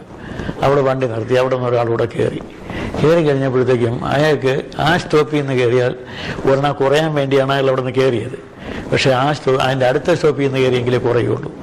അപ്പോൾ ഒരെണ്ണം കുറവ്, 5 ടിക്കറ്റ് വേണം, 4 ഉള്ളൂ പുള്ളിയിടയിൽ. അപ്പോൾ ഞാൻ ആ ഒരെണ്ണം കൊടുത്തു, ടിക്കറ്റ് എടുത്തു. അത് കഴിഞ്ഞ് ചെന്ന് പ്രസംഗിക്കേണ്ട സ്ഥലത്ത് ഇറങ്ങി. 1, 2, 3 പ്രസംഗം കഴിഞ്ഞിട്ട് ആരും വെള്ളമൊന്നും കുടിക്കുന്നില്ല. അപ്പോൾ ഞാനവിടെ ചോദിച്ചു, നിങ്ങൾ വെള്ളമൊന്നും കുടിക്കുന്നില്ല, ചായ കുടിക്കണ്ടെന്ന് ചോദിച്ചു. അപ്പോൾ എൻ്റെ അടുത്ത് ബ്രദർ പോയി കുടിച്ചിട്ട് വാ. അപ്പം ഞാൻ പറഞ്ഞു, ഇത്രയും നേരം നമ്മൾ ഒന്നിച്ച് പ്രസംഗിച്ചിട്ട് ഞാൻ മാത്രമായിട്ട് ഇനി ചായ കുടിക്കാൻ പോകില്ല. അതുകൊണ്ട് ഒരു കാര്യം, നിങ്ങൾ എൻ്റെ കൂടെ ചായ കുടിക്കാൻ വരണമെന്നോ. അപ്പോൾ എൻ്റെ കയ്യിലും കാശ് കാര്യമായിട്ടില്ല. അപ്പോൾ ഞാൻ അവിടെ നേരത്തെ ഹോട്ടലിൽ ചെന്ന് അയാളോട് ചോദിച്ചു, പൈസ ചായക്ക് എത്ര പൈസ? 9 പൈസ. ഈ പപ്പടവട അതിനെത്ര പൈസ? 3 പൈസ. അപ്പോൾ ഒരാൾക്ക് ഒരാണയാകും. എൻ്റെ കയ്യിൽ ഇത്രയും പേരെ സൽക്കരിക്കാനുള്ള കാശുണ്ടെന്ന്. അപ്പോൾ ഞാൻ ഇവരെയും കൂടെ വിളിച്ച് ഓരോ പപ്പടവടയും പറഞ്ഞ് ഓരോ ചായയും പറഞ്ഞ് കുടിച്ച് വെച്ച് പിന്നെ ഞങ്ങൾ പലയിടത്തും പ്രസംഗിച്ചുകൊണ്ടിരിക്കുമ്പോൾ ഒരാൾ വന്ന് വിളിച്ചു. തിരിച്ച് പോകുമ്പോഴും ഞങ്ങളുടെ അവർ ഒരു എസ്റ്റേറ്റിൽ താമസിക്കുന്ന പാർട്ടികളാണ്. അവിടെ വന്നിട്ടേ പോവാം. അന്നത് MP ജോൺസാറിൻ്റെ സഭയിൽപ്പെട്ട ആളാണ് അങ്ങേര്. അതൊന്നും എനിക്കറിയില്ല. ഇപ്പോൾ ഒരു പെന്തക്കോസ്ത് ഭാഷ എന്ന് പറഞ്ഞവരോട് പറഞ്ഞു, ഇവിടെ താമസിക്കുകയാണെങ്കിൽ ഞാൻ കുറേ മീറ്റിങ്ങുകൾ അറേഞ്ച് ചെയ്യാമെന്നുള്ളത്. ഞാൻ ചോദിച്ചു, നിങ്ങൾ ഏതിലാണെന്ന് ചോദിച്ചു. പെന്തക്കോസ്തിൽ ഞാനില്ല എന്നുള്ളത്. അപ്പോൾ ഇവരുടെ നേതാവ് എന്നോട് പറഞ്ഞു, ഞങ്ങളുടെ കൂടെ വരികയാണെങ്കിൽ ഞങ്ങൾ കുറേ മീറ്റിംഗ് അറേഞ്ച് ചെയ്യാം. അത് പുനലൂർ പേപ്പർ മില്ലിൻ്റെ അവിടെയാണ്. അവിടെ നമ്മൾ കമ്മ്യൂണിസ്റ്റുകാർ ധാരാളമുള്ള സ്ഥലമാണ്. അവിടെ ഒന്ന് 2 പ്രസംഗം ചെയ്താൽ കൊള്ളാമായിരുന്നു എന്ന് പറഞ്ഞു. അപ്പോൾ അങ്ങനെ എൻ്റെ കൂടെ പറഞ്ഞു, ഒരു കാര്യം വന്ന് കാര്യമായിട്ടൊന്നും കഴിക്കാനൊന്നും തരികയില്ല, വല്ല കപ്പയോ ചക്കയോ ഒക്കെ കഞ്ഞിയോ ഒക്കെ കിട്ടും എന്ന് പറഞ്ഞു. മതി എന്ന് ഞാൻ പറഞ്ഞു, എന്നാൽ നിങ്ങളുടെ കൂടെ വരാമെന്ന് പറഞ്ഞു. അപ്പോൾ അങ്ങനെ അവിടെ പോയി. അങ്ങനെ കൂടെ പിന്നെ 15 ദിവസം താമസിച്ചു MP ജോൺസാറിൻ്റെ കൂടെ. അപ്പോൾ അവരെല്ലാം കൂടെ ഞാനറിയുന്നില്ല, അവരെല്ലാം കൂടെ പറഞ്ഞു, പുള്ളിയെ നമ്മൾ തിരിച്ചു വിടണ്ട, നേരെ ബൈബിൾ സ്കൂളിലേക്ക് വിടണം. അപ്പം അവരുടെ ബദറങ്കാരുടെ ബൈബിൾ സ്കൂള് പത്തനംതിട്ട എലന്തൂർ എന്ന് പറയുന്ന സ്ഥലത്ത് നടക്കുക. അപ്പോൾ അവിടെ നിന്ന് ഒരു 3 കത്തും തന്ന് എന്നെ എലന്തൂർ ബൈബിൾ സ്കൂളിലേക്ക് വിട്ടു. 3 കത്ത്, ഒന്ന് VT മത്തായിച്ചൻ ബൈബിൾ സ്കൂൾ സെക്രട്ടറി, വേറെ ഒന്ന് TK ശമർ സാറ് ലോക്കലിലെ നേതാവ്, പിന്നെ ഒന്ന് VV മത്തായി, അദ്ദേഹമാണ് ഭക്ഷണ കാര്യമൊക്കെ നോക്കുന്നത്. എനിക്ക് ഭക്ഷണം തരാനുള്ള ഏർപ്പാടാണ് ആ കത്തിൽ. അപ്പോൾ ഇതൊക്കെ ഈ 3 കത്തും വാങ്ങി ഞാൻ നേരെ അവിടെ ചെന്നു. അപ്പോൾ വൈകുന്നേരത്ത് സാക്ഷ്യം പറയണം എന്ന് അവർ പറഞ്ഞു. അപ്പോൾ വൈകുന്നേരം അവർ പ്രാർത്ഥന യോഗമുണ്ട്, അതിൽ സാക്ഷ്യം പറയണം. സാക്ഷ്യമൊക്കെ പറഞ്ഞ് അങ്ങനെ ഇരിക്കവേ അവിടെ ഒരു ചർച്ച നടന്നു. ചർച്ച എന്നെക്കുറിച്ചാണെന്നൊന്നും എനിക്കറിയില്ല, രക്ഷിക്കപ്പെട്ടതാണോ ഇല്ലയോ എന്നുള്ളതാണ് ചർച്ച. അപ്പോൾ അതിന് കാരണം ഈ ഏബ്രഹാം ശാസ്ത്രിയുടെ ഒരു ചെറിയ ബുക്ക്ലെറ്റുണ്ട്, അത് ഞാൻ അവർക്ക് കൊടുത്തിരുന്നു. അതാണ് അവർ ചർച്ച ചെയ്യുന്നത്. അവർ എന്നെക്കുറിച്ച് പറഞ്ഞെന്നാണ് ഞാൻ ധരിച്ചത്. ഞാൻ രക്ഷിക്കപ്പെട്ടതാണോ കേട്ടില്ല. ഞാൻ പറഞ്ഞു, നിങ്ങളെ അടുത്ത് വന്ന് തെറ്റായി പോയി. യേശുക്രിസ്തുവിൻ്റെ അടുക്ക പോയ ഇത്രയും ബുദ്ധിമുട്ടില്ല, നിങ്ങളുടെ അടുത്ത് വന്നതാണ് തെറ്റ്. അതുകൊണ്ട് ശരിയെന്ന് പറഞ്ഞാൽ ഞാൻ അവിടെ പോരുമ്പോഴേ ഞാൻ കയറി ബസ്സിൽ ഇവിടുത്തെ ചർച്ച ഇവരോട് പറഞ്ഞ കാര്യം ശ്രദ്ധിച്ചെന്ന ഒരു വയസ്സനുണ്ടായിരുന്നു. അങ്ങേര് പറഞ്ഞു, ഇവിടെ ഇറങ്ങുക, എൻ്റെ വീട്ടിൽ പോകാൻ, ചെങ്ങറയാണ് സ്ഥലം. അപ്പോൾ അവിടെ വന്നാൽ എൻ്റെ വീട്ടിൽ താമസിക്കാം. അവിടെ കുറേ പ്രസംഗങ്ങൾ, നമുക്ക് പുതുക്കുളം എന്നൊക്കെ കുറച്ച് അടുത്തല്ലേ, പുതുക്കുളം ചെങ്ങറ, അവിടെയൊക്കെ കുറേ പ്രസംഗം ചെയ്യാം. അപ്പോൾ ഞാൻ സൗകര്യം ഉണ്ടാക്കിയത്. അങ്ങേര് മാർത്തോമക്കാരനാണ്. അപ്പോൾ അങ്ങേരെ വീട്ടിൽ വന്നു. അങ്ങേരെ ഭാര്യയും പിള്ളേരും ഒക്കെയാണ് താമസം. അപ്പോൾ അവിടെ വന്നു പ്രസംഗിച്ചു. 2-3 ദിവസം പ്രസംഗിച്ചു. അങ്ങനെ ചെങ്ങറയിലും പ്രസംഗിച്ചിട്ടുണ്ട്. അത് കഴിഞ്ഞപ്പോഴത്തേക്കും ഞായറാഴ്ച വന്നു. അപ്പോൾ എവിടെയെങ്കിലും സഭായോഗത്തിന്, ബ്രദറുകാരുടെ സഭായോഗത്തിന് പോകണം. അപ്പോൾ മൈലപ്പുറം പോയി. മൈലപ്പുറം ചെന്ന് അവർക്ക് എന്നെ അറിയില്ലല്ലോ. മൈലപ്പുറം ചെന്ന് ഈ കാര്യമൊക്കെ ഞാൻ ആദ്യം മൂപ്പന്മാരോട് പറഞ്ഞു. അപ്പം അടുത്താണ് ഒരു മൂപ്പൻ്റെ വീട്. അവിടെ വിളിച്ച് ഇത്തിരി കഞ്ഞി കുടിക്കാൻ സൗകര്യമാണെന്ന് പറഞ്ഞു. രാവിലെ കഞ്ഞി കുടിച്ചിട്ട് അവിടെ ചെന്ന് പ്രസംഗിക്കാൻ അവസരം തന്നു. പ്രസംഗിച്ചു. അത് കഴിഞ്ഞ് കർത്തമേശി സംബന്ധിക്കേണ്ടെന്ന് പറഞ്ഞു. അത്രയും പറഞ്ഞപ്പോൾ ഞാൻ പറഞ്ഞു, ഇവിടെ വന്ന് പ്രസംഗിക്കാം, നിങ്ങളുടെ കൂടെ ഞാൻ ഭക്ഷണം കഴിക്കാം. അത് കഴിഞ്ഞ് കർത്തമേശി സംബന്ധിക്കരുതെന്ന് പറഞ്ഞാൽ എന്താണെന്നായി. അപ്പോൾ അത് സംബന്ധിച്ച് കുറച്ച് ഇത്തിരി രൂക്ഷമായി സംസാരിച്ചു. അപ്പം പിന്നെ അവർ ഫിലിപ്പ് സാറൊക്കെ ഉണ്ട്, എല്ലാം കൂടെ പറഞ്ഞു, ഞങ്ങൾക്ക് അത്രയ്ക്ക് പരിചയമില്ലല്ലോ, അതുകൊണ്ട് പറഞ്ഞതാണെന്നൊക്കെ സാവകാശമായിട്ടൊക്കെ പറഞ്ഞ് ശരിയെന്ന് പറഞ്ഞ് ഞാൻ പറഞ്ഞു ഇവിടെ നിന്ന് പോവുകയാണെന്ന് പറഞ്ഞു. അപ്പം പറഞ്ഞ് അവർ വരുന്ന വഴിക്ക് എന്നോട് പറഞ്ഞു, ഒരു കാര്യം പോകുമ്പോൾ മാർത്താണ്ടത്ത് ഇറങ്ങിയിട്ട് ജോൺസ് എന്നൊരു സഹോദരനുണ്ട്, പുള്ളി അവിടെ സ്റ്റുഡിയോ നടത്തുന്ന ആളാണ്, പുള്ളിയെ കാണണമെന്ന് പറഞ്ഞു. ഞാൻ നേരെ അവിടെ വന്ന് പുള്ളിയെ കാണാൻ നോക്കുമ്പോൾ പുള്ളി അവിടെ സ്റ്റുഡിയോയിലിരിപ്പുണ്ട്. അപ്പോൾ അയാളെ കണ്ടു അവരെ കലയുള്ളൊരു മനുഷ്യനാണ്. അപ്പോൾ അയാൾ ഈ സിഗരറ്റ് കുറ്റിയൊക്കെ ഇടാനുള്ള ആഷൊക്കെ ഇരിപ്പുണ്ട്. അപ്പോൾ ഞാൻ ഇയാൾ സിഗരറ്റ് വലിക്കുമോ, അങ്ങനെ ഇയാൾ ഇത്രയും ഹൃദയം വെച്ചിട്ടുണ്ട്, മീശയുമുണ്ട്. പക്ഷേ അയാൾ രക്ഷിക്കപ്പെട്ട ആളാണ്. ഇത് അവിടെ സ്റ്റുഡിയോയിൽ വരുന്ന ആളുകൾക്ക് വേണ്ടിയുള്ള ഇതാണ്. അപ്പോൾ ഞാൻ ഇയാളെ ജസ്റ്റ് ഒന്ന് പരിചയപ്പെട്ടേച്ച് പിന്നെ ബ്രദറുകാരാരണോന്ന് അന്വേഷിച്ചു. അപ്പോൾ ഇങ്ങനെ തന്നെ പറഞ്ഞ് തക്കലയിലൊരു സഹോദരനുണ്ട്, ഷമോൽ എന്നാണ് പേരെന്നുള്ളത്. പക്ഷേ ഇങ്ങോട്ട് പിന്നെ ചോദിക്കാനൊന്നുമില്ല. ഞാൻ നേരെ എൻ്റെ വീട്ടിൽ പോയി. ഇങ്ങേര് പറഞ്ഞു, എങ്ങനെയോ തക്കലയിൽ ഷമോൽ സഹോദരൻ അറിഞ്ഞിട്ട് എൻ്റെ വീട്ടിൽ വന്നു. എന്നെ വിളിച്ചു. തക്കല സഭായോഗത്തിന് വരണമെന്ന് പറഞ്ഞു. അവിടെ നിന്ന് 10-20 മൈലോ 15 മൈലോ ഉണ്ട്. ഞാൻ അടുത്ത ആഴ്ച വരാമെന്ന് പറഞ്ഞു. അവിടെ പോയി. പിന്നെ ഞാൻ തക്കല ഈ സഭായോഗത്തിന് 3-4 തവണ പോയി. അപ്പോൾ അവർ പറഞ്ഞു, ഇവിടെ ഇത്രയും വരണ്ടല്ലോ, നിങ്ങളുടെ അടുത്ത് അരിമനയുണ്ടല്ലോ, അവിടെ ഒരു സഭയുണ്ടെന്ന് പറഞ്ഞു. പിന്നെ അവിടെയും പോയി പരിചയപ്പെട്ടു. അപ്പോൾ അവിടെ ഈ നാടാർ ക്രിസ്ത്യൻസാണ് കൂടുതൽ. അപ്പോൾ അങ്ങനെ കുറച്ച് സഭകളിലൊക്കെ പോയി കുറച്ച് കാലം ഇങ്ങനെ പോയി. കുറച്ച് കാലം അങ്ങനെ പോയിക്കൊണ്ടിരിക്കുന്ന കാലത്ത് ഞാൻ അവിടെ നിന്ന് പോന്നു കേരളത്തിലേക്ക് വന്ന് വീണ്ടും എബ്രഹാം ശാസ്ത്രിയോട് തുടങ്ങി വെച്ച കാര്യങ്ങൾ പഠിക്കാൻ തന്നെ പ്ലാൻ ചെയ്തു.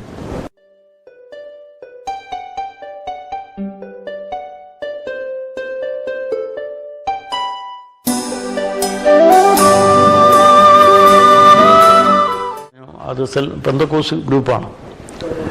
ഒരു ഗ്രൂപ്പിൻ്റെ കൂടെ പോകുന്നത്.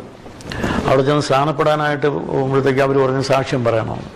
അപ്പോൾ അവിടെ 10-500 ആൾ കൂടിയിട്ടുണ്ട് വിശ്വാസികൾ. അപ്പോൾ അവിടെ വെച്ച് സാക്ഷ്യം പറഞ്ഞു. ഒന്നും പറയാനറിയില്ല, എഴുന്നേറ്റ് നിന്നോ അല്ലാതെ ഒന്നും പറഞ്ഞില്ല. പിന്നെ അവർ പറഞ്ഞു തന്നു, ഞാൻ യേശുക്രിസ്തുവിനെ സ്വീകരിച്ചു, രക്ഷിക്കപ്പെട്ടു എന്ന് പറഞ്ഞു. അപ്പോൾ എനിക്ക് ജ്ഞാനസ്നാനം വേണമെന്ന് പറയണോ, അത്രയും പറഞ്ഞു.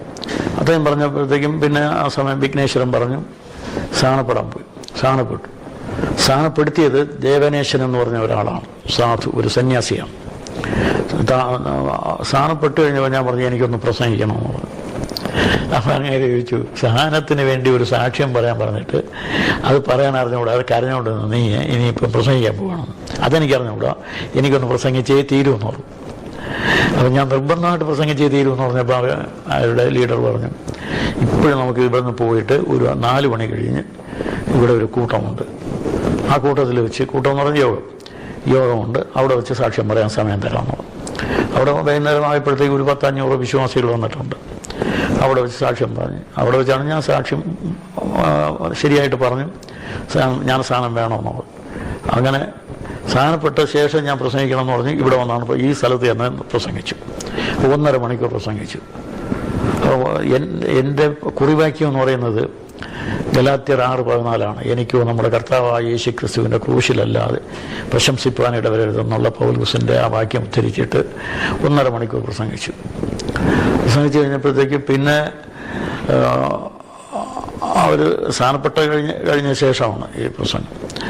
പിന്നെ അവിടെ തന്നെ ഞാൻ 2-3 ആഴ്ച ഇവിടെ സഭായോഗത്തിന് പോയി. അപ്പോൾ ഇതിനിടയ്ക്ക് അവിടെ 2 മാസം താമസിച്ച് ഞങ്ങൾ അവരുടെ കൂടെ പെന്തക്കോസ്തുകാരുടെ. അപ്പം വിഘ്നേശ്വരൻ്റെ അവിടെ നിൽക്കാൻ വയ്യാതെ പുള്ളിയും സാഹചര്യം കൊണ്ട് ഇവിടെ തന്നെ വന്നു. 2 മാസം വിഘ്നേശ്വരന് ഞാനും അവിടെ കഴിഞ്ഞുകൂടി. അപ്പം ഇവരുടെ രീതികൾ ഞങ്ങൾക്ക് ഇഷ്ടപ്പെട്ടില്ല, ഇവരുടെ സ്റ്റൈല്. അപ്പം ഇവരുടെ സ്റ്റൈലെന്ന് പറയുന്നത് പെന്തക്കോസ്ത് കുറേ പെൺപിള്ളേരുണ്ട്, 10-18, പിന്നെ 3-4 ആമണങ്ങളുണ്ട്. അപ്പോൾ ഞാൻ ഇവരോട് പറഞ്ഞു ഇത് ശരിയല്ലെന്നുള്ളത്. അപ്പോൾ അവിടെ ഒരു ഇതൊക്കെ വെച്ചിട്ടുണ്ട്, ഭക്ഷണമൊക്കെ കൊണ്ടുവന്ന് വെച്ചാൽ അവർ വലിയൊരു ഹോളാണ്. അപ്പോൾ നടുക്കൊരു മേശ ഇട്ടിട്ടുണ്ട്, അവിടെ ഒരു കർട്ടനുണ്ട്. കർട്ടൻ്റെ ഇടയ്ക്കൂടെ ഒരു കിഴുത്തയുള്ളതിലൂടെയാണ് ഭക്ഷണം അവർ മേശപ്പുറത്ത് കൊണ്ട് വെച്ചിട്ട് അകത്ത് ചെന്ന് ബെല്ലടിച്ചാലേ ആമ്പിള്ളേർക്ക് എടുക്കാൻ പറ്റൂ. അപ്പം ഞാനിങ്ങനെ പോകുമ്പോൾ അപ്പുറമൊക്കെ നോക്കിക്കൊണ്ടാവും. അപ്പോൾ അവിടുത്തെ മദർ എന്നെ വിളിച്ച് പറഞ്ഞു അവിടെ നോക്കരുത്, ഇവിടെ നോക്കരുത്, അതിൽ പെമ്പിള്ളേർ വെള്ളമൊക്കെ കൊണ്ടുവയ്ക്കാൻ വരുമെന്ന് പറഞ്ഞു. അപ്പോൾ ഒരു ദിവസം ഞാൻ മദറിനോട് പറഞ്ഞു അങ്ങനെ പറഞ്ഞാലും നടക്കരുത്, പെമ്പിള്ളേർ അതിൽ വന്നാൽ നോക്കും. അപ്പോൾ മദറിനോട് ഞാൻ വഴക്കുണ്ടാക്കി. മദർ നോക്കുന്നുണ്ടല്ലോ, മദർ മറ്റേ 5000 പോകുമ്പോൾ ഒക്കെ നോക്കുന്നുണ്ടല്ലോ, അപ്പോൾ നീ ഞങ്ങളെ കുറ്റപ്പെടുത്തുകയാണോ എന്ന് പറഞ്ഞു. അല്ല, ഞാൻ മദർ പറഞ്ഞു നോക്കരുതെന്ന്, പെൺപിള്ളേരല്ലേ അവരൊക്കെ പോയാൽ നോക്കും എന്ന് പറഞ്ഞു. ഏതായാലും പിന്നെ ഞാൻ ശരി, ഞാൻ ഒരു ലിമിറ്റ് ചെയ്യാമെന്ന് പറഞ്ഞു.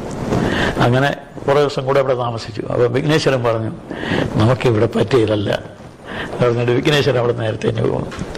ആ പുള്ളി വന്ന് കാത്തൂർ എന്ന് പറയുന്ന സ്ഥലത്ത് നെൽസൺ സന്യാസിയുടെ കൂടെ ചേർന്നു. അപ്പോൾ ഇയാൾ തിരിച്ചവിടെ വന്ന് എന്നോട് പറഞ്ഞു ഞാനിങ്ങനെ ഒരാളെ പോയി കണ്ടു, താനും കൂടെ വരണം. തന്നെക്കുറിച്ച് പറഞ്ഞപ്പോൾ തന്നെ അങ്ങനെ വിളിച്ചുകൊണ്ട് പോകണമെന്ന് പറഞ്ഞിരിക്കുകയാണ്, അതുകൊണ്ട് വരണമെന്ന് പറഞ്ഞു. ഞാൻ അങ്ങനെ വിഘ്നേശ്വരൻ്റെ കൂടെ ചേർന്ന് നെൽസൺ സന്യാസിയെ വന്ന് കണ്ടു. അപ്പോൾ സന്യാസി ഒരു സോഷ്യൽ ആളാണ്. അപ്പം പുള്ളിക്കാരൻ എന്നെ കൊണ്ട് പറഞ്ഞു നമുക്ക് യേശുക്രിസ്തുവിനെ കുറിച്ച് പ്രസംഗിച്ചാൽ മതിയല്ലോ, നിങ്ങൾ അതിനുള്ള അവസരം ഉണ്ടായിത്തരാമെന്ന് പറഞ്ഞു. അങ്ങനെ ഞങ്ങൾ ഇങ്ങനെ രാവിലെ എഴുന്നേറ്റ് നടക്കും. ഭക്ഷണമൊക്കെ കിട്ടുന്നതൊക്കെയാണ്, കപ്പയോ ഒന്നും കാണില്ല. ചിലപ്പം ഇങ്ങനെ പോകുന്ന വഴിക്ക് സന്യാസിയുടെ കൂടെയാണ് ഞങ്ങൾ പോകുന്നത്. സന്യാസി ഏതെങ്കിലും മാവിൽ മാങ്ങ ഉണ്ടെങ്കിൽ ചെന്ന് കുറേ പറിക്കും, അങ്ങനെ തന്നെ പറയും. കയ്യെത്താവുന്ന അകലത്ത് നിൽക്കുന്ന മാങ്ങയൊക്കെ പറിച്ച് വെച്ച് അടുത്തുള്ള പലചരക്ക് ഇടയ്ക്ക് ചെന്ന് സന്യാസി എന്നെ ചോദിക്കും കുറച്ച് ഉപ്പും മുളകും വേണം മാങ്ങ തിന്നാനാണെന്ന്. അത് ഇങ്ങനെ ചോദിക്കുന്നുണ്ട്, ഇഷ്ടംപോലെ കൊടുക്കും. അവിടുന്ന് അവിടെ നിന്ന് തീരുമാനിച്ചുകൊണ്ട് ഞങ്ങളെയും കൊണ്ട് ഏതെങ്കിലും ഉറവയുള്ള സ്ഥലത്ത് വന്ന് അവിടെ ഞങ്ങളിതെല്ലാം കൂടെ കഴിച്ചിട്ടാണ് പിന്നെ അടുത്ത് പോകുന്നത്. ഇങ്ങനെ കുറേ കഷ്ടപ്പെട്ടൊക്കെ പോയി. പിന്നെ ചിലയിടത്ത് ചെന്നാൽ കപ്പ കിട്ടും. അപ്പം അങ്ങനെ ഒരു സ്ഥലത്ത് ചെന്നപ്പോഴത്തേക്കും അവിടെ പള്ളിയിൽ ഒരു 7 ദിവസത്തെ മീറ്റിംഗ് അറേഞ്ച് ചെയ്തു. അപ്പോൾ സന്യാസിയാണ് മെയിൻ പ്രസംഗം, ഭയങ്കര പ്രസംഗനാണ്. എന്തെങ്കിലും സന്യാസി നെൽസൺ. അപ്പോൾ അങ്ങയുടെ കൂടെ ശിഷ്യന്മാർ 7-8 പേരുണ്ട്, 12 പേരുണ്ട്, 8 പേരെപ്പോഴും കാണും. അപ്പോൾ ഇവരൊക്കെ പ്രസംഗരാണ്. എത്ര കുറച്ച് കഴിഞ്ഞ് 2-3 പ്രസംഗം കഴിഞ്ഞപ്പോൾ പബ്ലിക്കിന് എൻ്റെ വീടാണ് ഇഷ്ടം. അപ്പം ആളുകൾ പറഞ്ഞ് കൃഷ്ണൻകുട്ടി പ്രസംഗിച്ചാൽ മതി. അപ്പോൾ സന്യാസി ഞാനുമായി പ്രസംഗം. അപ്പം ഇവരുടെ ശിഷ്യന്മാർക്കെല്ലാം പ്രയാസമായി. അപ്പോൾ ഇങ്ങനെ എന്നെ വിളിച്ചു പറഞ്ഞു. അപ്പോൾ ഇതിനിടയ്ക്ക് ഒറ്റയ്ക്ക് വന്ന് എന്നെ പള്ളികളിൽ വിളിക്കും, നിങ്ങൾ ഇന്ന് പള്ളി പ്രസംഗിക്കാൻ വരണം. അങ്ങനെ പോകും. ആ സമയത്ത് സന്യാസി എന്നോട് പറഞ്ഞു, നിങ്ങളെ ഒറ്റയ്ക്ക് വിളിച്ചാൽ പോകണം, ഇവരെൻ്റെ കൂടെ വന്നെങ്കിൽ ഒരു പ്രസംഗം കിട്ടുകയുള്ളൂ, അല്ലാതെ ഇവരെ ഒറ്റയ്ക്ക് ആരും വിളിക്കുകയില്ല എന്നത്. ശരിയെന്ന് പറഞ്ഞാൽ പിന്നെ ഞാൻ എപ്പോഴെങ്കിലും വിളിച്ചാൽ വരണം എന്നുള്ള വ്യവസ്ഥയിൽ സന്യാസിയുമായിട്ട് പിരിഞ്ഞു. ഞാൻ എൻ്റെ വീട്ടിൽ വന്ന് താമസിച്ചു. അപ്പോൾ ഞാൻ പല പള്ളികളിൽ എന്നെ വിളിക്കുകയും പോവുകയും പ്രസംഗിക്കുകയൊക്കെ ചെയ്തുകൊണ്ടിരുന്നു. അപ്പോൾ അത് കഴിഞ്ഞേച്ച് പിന്നെ നെൽസൺ സന്യാസി പെട്ടെന്ന് മരിച്ചുപോയി. അത് കഴിഞ്ഞ് ഞാൻ പിന്നെ അടുത്ത് എന്ത് ചെയ്യണമെന്ന് അടിയിലായിരിക്കുമ്പോഴാണ് MB ജോൺ സാറുമായിട്ട് പറഞ്ഞല്ലോ, ഞാൻ നേരത്തെ പറഞ്ഞു. അപ്പം ജോൺ സാറിനെ കണ്ട് പുള്ളിയുടെ കൂടെ പതിനങ്കാരുടെ പരിചയപ്പെട്ടു. അപ്പം നമ്മൾ തക്കല സുവിശേഷകൻ ഷമോൾ സാർ, പുള്ളി എന്നെ തേടി എൻ്റെ വീട്ടിൽ വന്നു. അപ്പോൾ അവിടെ സഭായോഗത്തിന് പോയി. അങ്ങനെ പോയി വന്നപ്പോൾ ആവയുടെ പിന്നെ കുറേ കഴിഞ്ഞ് ഞാൻ ബ്രദറുകാരുടെ കൂടെ തന്നെ പലയിടത്തും സഹകരിക്കാനൊക്കെ പോയി. അങ്ങനെയാണ് ബ്രദറുകാരുമായിട്ട് ഉറച്ച ബന്ധത്തിലേക്ക് വരുന്നത്.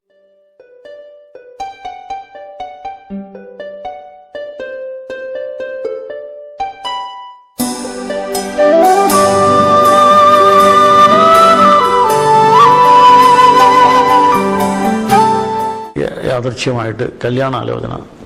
അത് ഞാൻ പുൽപ്പള്ളിയിൽ പ്രസംഗിക്കാൻ പോകുമ്പോൾ എൻ്റെ ഒരു സ്നേഹിതൻ പട്ടാളത്തിലുണ്ട്. അങ്ങേരുടെ സ്നേഹിതൻ്റെ പെങ്ങൾ കണ്ണൂരുണ്ട്. അവൾ ഹിന്ദി ടീച്ചറാണ്. അവളെ പോയി ഒന്ന് കാണണമെന്ന് പറഞ്ഞ് ഇങ്ങനെ പറഞ്ഞു. അപ്പം ഞാൻ ഇവരുടെ സ്ഥലത്ത് വന്നപ്പോൾ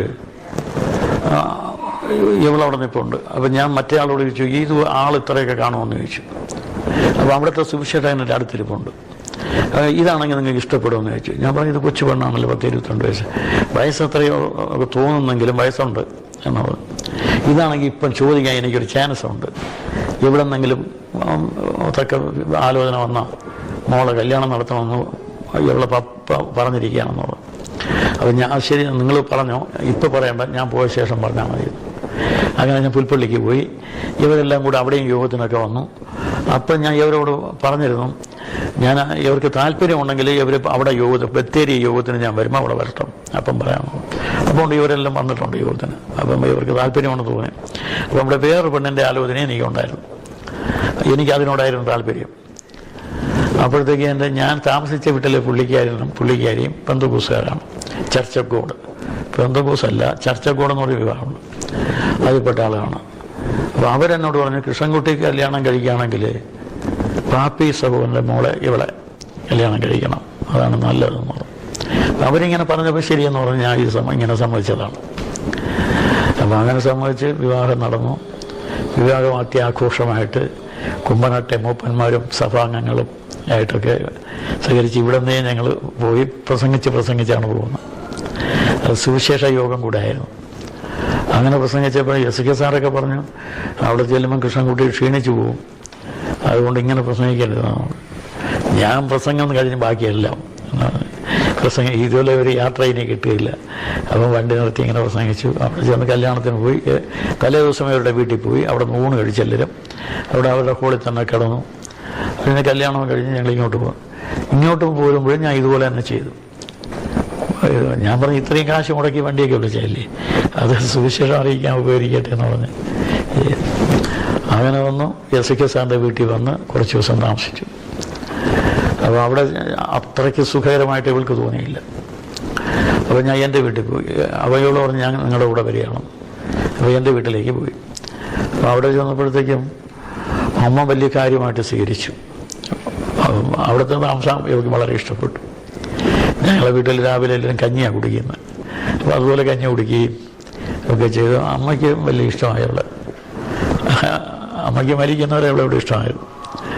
അപ്പം അങ്ങനെ അവിടെ ഞങ്ങളുടെ വീട്ടിൽ തന്നെ കുറച്ച് ദിവസം താമസിച്ച് ഞങ്ങൾ തിരിച്ച് പുനലൂരിൽ ഞാൻ ഒരു വീട് വാടകയ്ക്ക് എടുത്തിരുന്നു, പുല്ലാട് താമസിച്ചുകൊണ്ടിരിക്കുമ്പോഴും ആ പരിസരങ്ങളിലെല്ലാം പരസ്യവും നടത്താൻ പോകുമായിരുന്നു.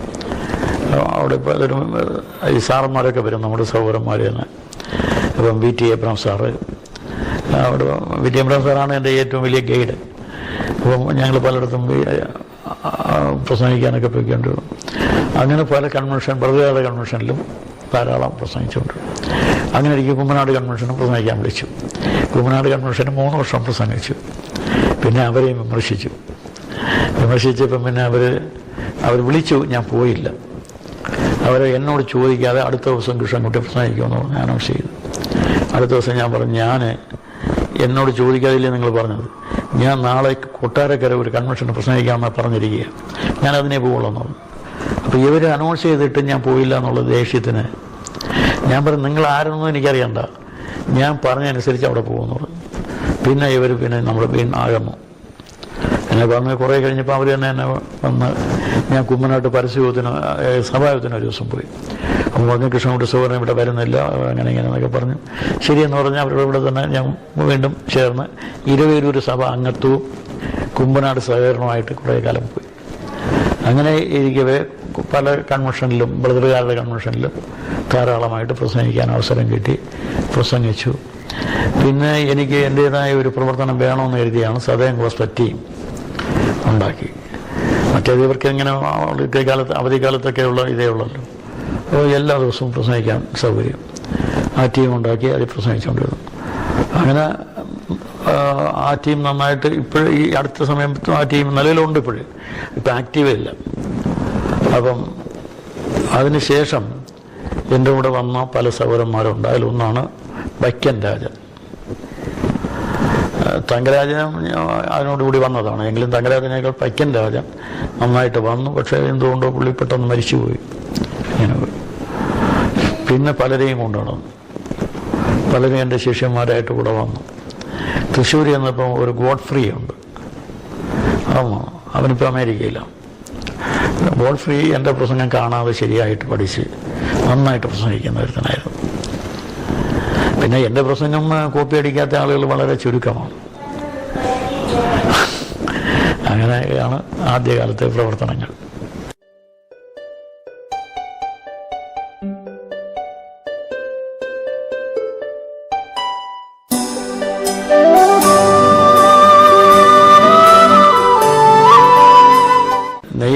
ഇത് കഴിഞ്ഞേ നെയ്യാറ്റിൻകരയിൽ ബ്രദറുകാർ ഒരു കൂടിവരവിന് വേണ്ടി ഒരു റൂം എടുത്തിരുന്നു. അവിടെ ചെന്ന് താമസിച്ചേച്ച് പക്ഷെ ആരും കൂടെ ഇല്ല, ഞാൻ മാത്രമേ ഉള്ളൂ. അപ്പം താമസിക്കും. ഞായറാഴ്ച അവരൊക്കെ വരും, കൂടും. അത് കഴിഞ്ഞ് ആ നെയ്യാറ്റിൻകരയുടെ സറൗണ്ടിങ്ങിലെല്ലാം ഒറ്റയ്ക്ക് ചെന്ന് പ്രസംഗിച്ചു. അപ്പോൾ എനിക്ക് അവിടെ കുറേ കൂട്ടുകാരുണ്ട്, എല്ലാം ഹിന്ദികളാണ്. അവരാണ് എൻ്റെ കൂടെ വരുന്നതൊക്കെ. അപ്പം അങ്ങനെ നന്നായിട്ട് ഞാൻ ഏരിയയിൽ പ്രസംഗിച്ചുകൊണ്ടിരുന്നു. അപ്പോൾ എനിക്കൊരു പനി പിടിച്ചു. അപ്പോൾ എനിക്ക് ജ്വരം പിടിച്ച് 9 ദിവസം കിടന്നു. ഇവർ തന്നെ ആശുപത്രിയിൽ നിന്ന് മരുന്നൊക്കെ വാങ്ങിച്ചുകൊണ്ട് തരും. അവിടെ ഒരു ട്യൂട്ടോറിയൽ കോളേജ് നടത്തുന്ന ഒരു പുള്ളി ഉണ്ടായിരുന്നു. പുള്ളിക്കാരൻ പറഞ്ഞു, കൃഷ്ണൻകുട്ടി സാറ് പനിച്ച് കിടക്കുക, അതുകൊണ്ട് ഇത്തിരി കഞ്ഞി കൊണ്ടു കൊടുക്കണം. ഞാൻ പുള്ളിയുടെ വീട്ടിൽ പറഞ്ഞു. പുള്ളിയുടെ പെങ്ങളാണ് എനിക്ക് കഞ്ഞിയൊക്കെ കൊണ്ടുതരുന്നത്. അപ്പം അയാൾ ഉണ്ണി നായരെന്ന പേര്. ഉണ്ണിയുടെ പെങ്ങളാണ് കഞ്ഞി കൊണ്ടുതരും. ഉണ്ണി ഇടയ്ക്കിടയ്ക്ക് വന്ന് നോക്കും. അപ്പോൾ എനിക്ക് പൈസ എന്തെങ്കിലും ഉണ്ടോ കയ്യിലെന്നൊക്കെ ചോദിക്കും ഒക്കെ ചെയ്യും ഉണ്ണി. ഇവരെല്ലാം ഹിന്ദികളാണ്. അതിലാരും തന്നെ വിശ്വാസത്തിൽ വന്നിട്ടേ ഇല്ല. അങ്ങനെ ഇരിക്കവേ രാജനെന്നും പറഞ്ഞ് അവിടെ ഒരു മെക്കാനിക്ക് ഉണ്ടായിരുന്നു. അയാൾ വളരെ ആവേശമായിട്ട് ഇങ്ങനെ വന്ന് പരസ്യമായിട്ട് ഞാൻ യേശുക്രിസ്തുവിനെ സ്വീകരിക്കുന്നു എന്നൊക്കെ പറഞ്ഞ് എൻ്റെ കൂടെ വന്നു. അയാളിപ്പോഴും വിശ്വാസത്തിൽ വന്നില്ല. അയാൾ ആ സ്ഥലത്ത് ഉണ്ട്. അയാളിപ്പോൾ പരിശീലിക്കല താമസം. നമ്മുടെ സഹോദരന്മാരെ ഇവിടെ പ്രസംഗിക്കാൻ ചെന്ന് വിളിച്ചുകൊണ്ട് പോയി വീട്ടിൽ ഞാൻ കൊടുത്തൊരു ബൈബിളൊക്കെ അയാളയിലുണ്ട്, അതൊക്കെ കാണിച്ചു. അപ്പം പുള്ളി വിശ്വാസത്തിലൊന്നും വന്നില്ല. അങ്ങനെ അത്രയും അവിടെ താമസിച്ച കാലത്ത് നെയ്യാറ്റിൻകര സറൗണ്ടിങ്ങിലെല്ലാം ഞങ്ങൾ പരസ്യവും നടത്തി. അപ്പോൾ എനിക്ക് 2-3 കൂട്ടുകാർ അവിടെ ഉണ്ട്. അവരെയും കൂട്ടിയായിട്ടാണ് ഞാൻ പോകുന്നത്. പിന്നെ എനിക്ക് വെറുതെ ഒരു ദിവസം കളയുന്നത് ഇഷ്ടമല്ല. കാരണം ഒരു ദിവസം നല്ല വൈകുന്നേരം തോന്നിയാൽ അതൊന്നൊന്ന് പ്രസംഗിക്കണം. വൈകുന്നേരം നല്ല ചന്ദ്രിക, ഇത് മാത്രം തെളിഞ്ഞ ആകാശം, നല്ല മഞ്ഞ വെയിൽ ഒക്കെ കാണുകയാണെങ്കിൽ ഞാൻ ഉടനെ തന്നെ ആരെയെങ്കിലും കൂട്ടുപിടിക്കും, പ്രസംഗിക്കാൻ പോകും. അപ്പോൾ എനിക്ക് അവിടെ അയാൾ പിന്നീട് ചർച്ചക്കൂടിലേക്ക് വന്ന് മരിച്ചു. പുള്ളി സത്യനേശൻ എന്നൊരാളുണ്ടായിരുന്നു, അയാൾ പള്ളിയിൽ ഡീക്കനായിരുന്നു. അപ്പം പുള്ളിയും ഞാനും കൂടെയാണ് മിക്കവാറും പോകും. പിന്നെ അത് കഴിഞ്ഞ് പലയിടത്തും. അപ്പം ഭക്ഷണമൊക്കെ എന്ന് പറയുന്നത് എനിക്ക് ഭക്ഷണത്തിൽ ഇന്നത് തന്നെ വേണമെന്ന് കപ്പ കിട്ടിയാൽ മതി. അപ്പം അങ്ങനെ കുറേ ദിവസം താമസിച്ചപ്പം ഭയങ്കര കഷ്ടപ്പെടേണ്ടിയും വന്നു. പൈസയ്ക്കും മാർഗമില്ല, ആരും പൈസയും തരികയില്ല. കൺവെൻഷനും എല്ലാവരും വിളിച്ചാൽ പോയാൽ അവർ 10 20 തരും. അപ്പോൾ കൺവെൻഷനും അധികം ഇല്ലാതെ വന്ന ഒരു പീരീഡായിരുന്നു. അങ്ങനെ ഇരിക്കവേ ഞാൻ ഈ പറഞ്ഞ ആളിൻ്റെ അടുത്ത് പോയി. കാരണം അയാൾക്ക് എൻ്റെ വീട്ടിൽ നിന്ന് ഞാൻ അന്നത്തെ കാലത്ത് 1000 പണം കടം വാങ്ങിച്ചു കൊടുത്തിരുന്നു. അപ്പോൾ അയാളുടെ കാശ് വാങ്ങിക്കാമെന്ന് പറഞ്ഞ് അവിടെ പോയപ്പോൾ അയാൾ പറഞ്ഞു, ഇവിടെ കാശില്ല, ഇനി ചന്ത ദിവസം വന്നെങ്കിലേ കാശുള്ളൂ, കപ്പയും മറ്റും പറിച്ച് വിറ്റ് കാശ് തരാം, അല്ലാതെ ഇപ്പോൾ ഇവിടെ ഈ പൈസ ഇല്ലെന്ന് പറഞ്ഞു. എന്നിട്ട് പൈസ കിട്ടാതെ തിരിച്ചു വന്നു. പട്ടിണിയാണ് കിടന്നു. അത് പട്ടിണിയായിട്ട് ഇവിടെ വന്ന് ഇവിടെ കിടന്നു വെച്ച് ഞാൻ നേരെ എൻ്റെ വീട്ടിലേക്ക് പോയി. വീട്ടിൽ ചെന്ന് അമ്മയോട് പറഞ്ഞു, ഇപ്പം ഒരു ഹോട്ടലിൽ ഊണ് കഴിച്ചിട്ടുണ്ട്, 10-40 രൂപ കൊടുക്കാനുണ്ടെന്ന് പറഞ്ഞു. അമ്മ പറഞ്ഞു, ഇവിടെ പണമില്ല, അപ്പം ഞാൻ എന്ത് ചെയ്യാന്ന്. അപ്പം കുറച്ച് ചീത്ത പറയുകയൊക്കെ ചെയ്യും. അപ്പം അവിടുന്ന് 2 മരമോ തെങ്ങോ എന്തോ വിറ്റ് കൊണ്ടുപോയിക്കുന്നു. അപ്പം ഞാൻ 2 പന വിറ്റ് ആ പൈസയും കൊണ്ടുവന്ന് ഇവിടെ നെയ്യാറ്റിൻകര താമസിക്കുന്ന ഹോട്ടലിൽ കൊണ്ടുവന്ന് കൊടുത്തു. പറഞ്ഞു, എനിക്കിവിടെ മറ്റുള്ളവർക്ക് അക്കൗണ്ട് വെച്ച് ഊണ് കൊടുക്കുന്ന പോലെ എനിക്ക് തരണം, ഞാൻ സുവിശേഷ പ്രവർത്തകനാണ്, കൃത്യമായ ശമ്പളമൊന്നുമില്ല, പണം കിട്ടുമ്പോൾ കൊണ്ടുതരും, അയാളൊരു പട്ടരാണ്, കൊണ്ടുതരും എന്ന് പറഞ്ഞു. ശരി കൃഷ്ണൻകുട്ടി ഉണ്ടോ എന്ന് പറഞ്ഞു. അക്കൗണ്ട് വെച്ചുകൊണ്ട് 45, 50, 55 വന്നിട്ട് അത് 60-നപ്പുറം വിട്ടിട്ടില്ല. അത്രയും ആകുമ്പോഴത്തേക്ക് 60 ആകുമ്പോഴത്തേക്ക് ഞാൻ ഉടനെ വീട്ടിൽ പോയി അമ്മയോട് കുറേ വഴക്കുണ്ടാക്കി പൈസ വാങ്ങിച്ചു കൊണ്ട് കൊടുക്കും. അങ്ങനെ അത് കഴിഞ്ഞ് പിന്നെ ഞാൻ അവിടെ നിന്ന് അവിടുത്തെ താമസം മാറ്റി വേറെ സ്ഥലത്ത് വന്നു, അമരവള. അവിടെ വന്നപ്പോൾ അവിടെ ഒരു ഹോട്ടലിൽ അക്കൗണ്ട് വെച്ച് ഊണ് കൊടുക്കി. അപ്പം ആ ഹോട്ടലിൽ ഞാൻ അവിടെ നിന്ന് പോകാൻ നേരത്തെ അവരോട് പറഞ്ഞു, എനിക്ക് നിങ്ങൾ 10-25 രൂപ തരണം, ഇപ്പം ഇവിടെ തരാനുള്ള പണം അവിടെ നിൽക്കട്ടെ, ഞാൻ തിരിച്ച് വന്നിട്ട് പണം തരും, ഞാൻ എൻ്റെ വീട്ടിൽ പോയി വരാം, ഇപ്പോൾ ഇവിടെ നിന്ന് പണം തരണമെന്ന് പറഞ്ഞു. അവർ പൈസ തന്നു. പിന്നെ ഞാൻ കറക്റ്റ് കൊടുക്കുമെന്ന് അവർക്കൊരു ധാരണയുണ്ട്. ഞാൻ വീട്ടിൽ ചെന്ന് അമ്മയോട് പറഞ്ഞ് കുറേ പൈസ വാങ്ങിച്ചോന്ന് ഇവരുടെ കളർ.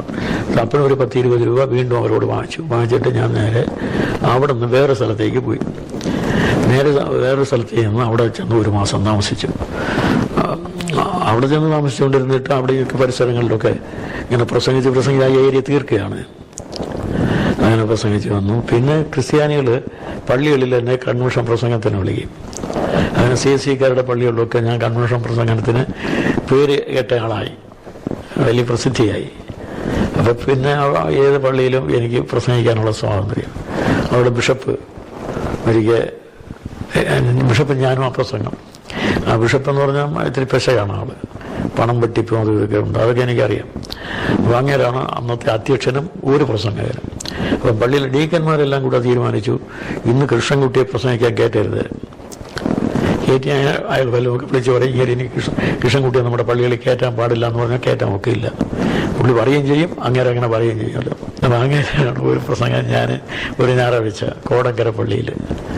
അപ്പം അവിടെ ചെന്നിട്ട് തന്നെ അന്നത്തെ ബിഷപ്പായിരുന്ന ഒരാളാണ് അന്ന് എൻ്റെ കൂടെ പ്രസംഗിക്കുന്നത്. ഇയാൾ ബിഷപ്പ് കമ്മീസറിയാണ്. അപ്പോൾ അയാൾ അവിടെ പ്രസംഗിച്ചു. അപ്പം ബിഷപ്പ് പ്രസംഗിക്കാനായിട്ട് ഞായറാഴ്ച രാവിലെ വന്നു. അപ്പോൾ ഞാനും ഉണ്ട്. അപ്പം ഡീക്കന്മാരെല്ലാം കൂടെ പറഞ്ഞു, ബിഷപ്പ് തിരുമേനി മാത്രം പ്രസംഗിച്ചാൽ മതി, ഈ പറഞ്ഞിരിക്കുന്ന കൃഷ്ണൻകുട്ടി ഇപ്പോൾ പ്രസംഗിക്കുന്നില്ല. ശരിയെന്നൊക്കെ പറഞ്ഞു വെച്ചാൽ അങ്ങനെ സമയമായപ്പം പറഞ്ഞു, എനിക്ക് കൃഷ്ണൻകുട്ടിയുടെ പ്രസംഗം കേൾക്കണം. എന്നെ വിളിച്ചു പ്രസംഗിക്കാൻ പറഞ്ഞു. ഞാൻ പറഞ്ഞ കപടഭക്തിക്കാരായ ശാസ്ത്രിമാരും പരീശന്മാരുമായുള്ളവരെയും നിങ്ങൾക്ക് അയ്യോ കഷ്ടം, നിങ്ങൾ കിണ്ടിക്കിണ്ണങ്ങളുടെ പുറം പഠിപ്പാക്കുകയോ അശുദ്ധമായിരിക്കുകയും ചെയ്യുന്നു, നിങ്ങൾ ആദ്യം മാനസാന്തരപ്പെടണമെന്ന് പറഞ്ഞു. അപ്പം ഇവരെല്ലാം മരിച്ചു. ഇനിയും കൃഷ്ണൻകുട്ടി CSI പള്ളിയിൽ ഇതോടെ നിർന്നെന്ന് പറഞ്ഞു. അടുത്ത പ്രസംഗം കഴിഞ്ഞു ബിഷപ്പിനെ വിളിച്ച് ഊണൊക്കെ കൊടുത്തു. ആ പയ്യൻ അവിടെ എന്നെ ചോദിച്ചു, എന്നെ വിളിക്കുന്ന കൂടെ അടുത്ത ഇലയത്തിട്ട് അവിടെ ഇരുത്തി ചോറ് കൊടുക്കാം.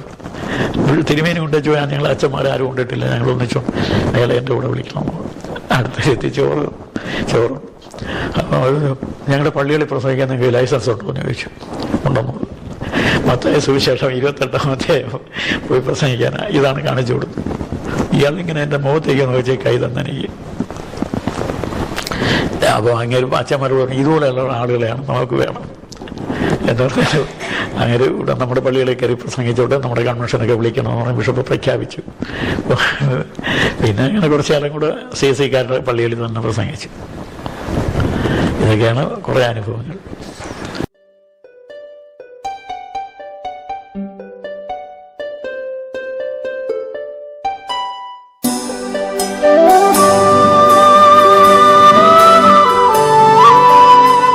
തമിഴ്നാട്ടിൽ പ്രവർത്തിച്ചുകൊണ്ടിരിക്കുമ്പോൾ പലർക്കും ബുദ്ധിമുട്ടാണ്. അപ്പോൾ ഒരിടത്ത് ചെന്നപ്പോഴത്തേക്കും കുടിക്കാൻ വെള്ളമില്ല, പിന്നെ കുടിക്കാൻ വെള്ളമില്ല, വെള്ളമുണ്ട് കിട്ടുകയില്ല ഞങ്ങൾക്ക്, ക്രിസ്ത്യാനികൾ അവിടെ എങ്ങുമില്ല. അപ്പം അങ്ങനെ ഇരിക്കുന്നത് ഞാൻ അവിടെ ഒരു വലിയ കിണർ കണ്ടു. കിണർ ഇതാരുടെ കിണറാണെന്ന് ചോദിച്ചു. അതൊരു കോനാരുടെയാണെന്ന് പറഞ്ഞു. കോനാർ എൻ്റെ ആളാണെന്ന് പറഞ്ഞു. നേരെ കോനാരോട് പറഞ്ഞു, ഈ കിണറ്റിൽ നിന്ന് ഞങ്ങൾ 10 പേരുണ്ട്, ഞാനിവിടുന്ന് പോകുന്നവരെ കുളിക്കാനും കുടിക്കാനുമുള്ള വെള്ളം തരണം. അവരിങ്ങനെ കോമ്പൗണ്ടും ഒക്കെ ഉണ്ട്, അങ്ങനെ പൂട്ടും താക്കോലും ഒക്കെ മുറിയുണ്ട്, മോട്ടർ വെച്ചിരിക്കുന്നു. താക്കോലെടുത്താണ്ട് തന്നേച്ച് പോകുന്നവരെ കിണർ ഉപയോഗിച്ചോളാം. അവിടെ നിന്ന് വെള്ളം കുടിച്ച് അത് കഴിഞ്ഞ് വേറെ അതിനപ്പുറത്തേക്ക് ഒരു സ്ഥലത്ത് പോയി, അവിടെ വലിയൊരു കിണറുണ്ട്. അത് ചോദിച്ചപ്പോഴും അതൊരു കോണാരുടെയാണ്. അപ്പോൾ കോണാരോട് ഞാൻ പറഞ്ഞു, ഞങ്ങൾ 10 പേരുണ്ട്, ഇത്രയും പേരെ കുളിക്കാനും വേണം കുടിക്കാനും വേണം, അതിൽ നിന്ന് വെള്ളം തരണമെന്ന് പറഞ്ഞു. തരണമെന്നൊക്കെ പറയുള്ളൂ, ഞാൻ തരാമെന്ന് ചോദിക്കില്ല, തരണമെന്ന്. ശരി, ഉടനെ അങ്ങനെ ഈ മോട്ടർ വെച്ചിരിക്കുന്ന പുരയുടെ താക്കോലുണ്ട്, അതെടുത്ത് കൈ തന്നു. അവിടെ നിന്ന് പോയി കുടിച്ച് അവിടെ താമസിച്ചുകൊണ്ട് പ്രവർത്തിച്ചാണ് ഉളുന്തൂർപേട്ട സഭയുണ്ടായത്.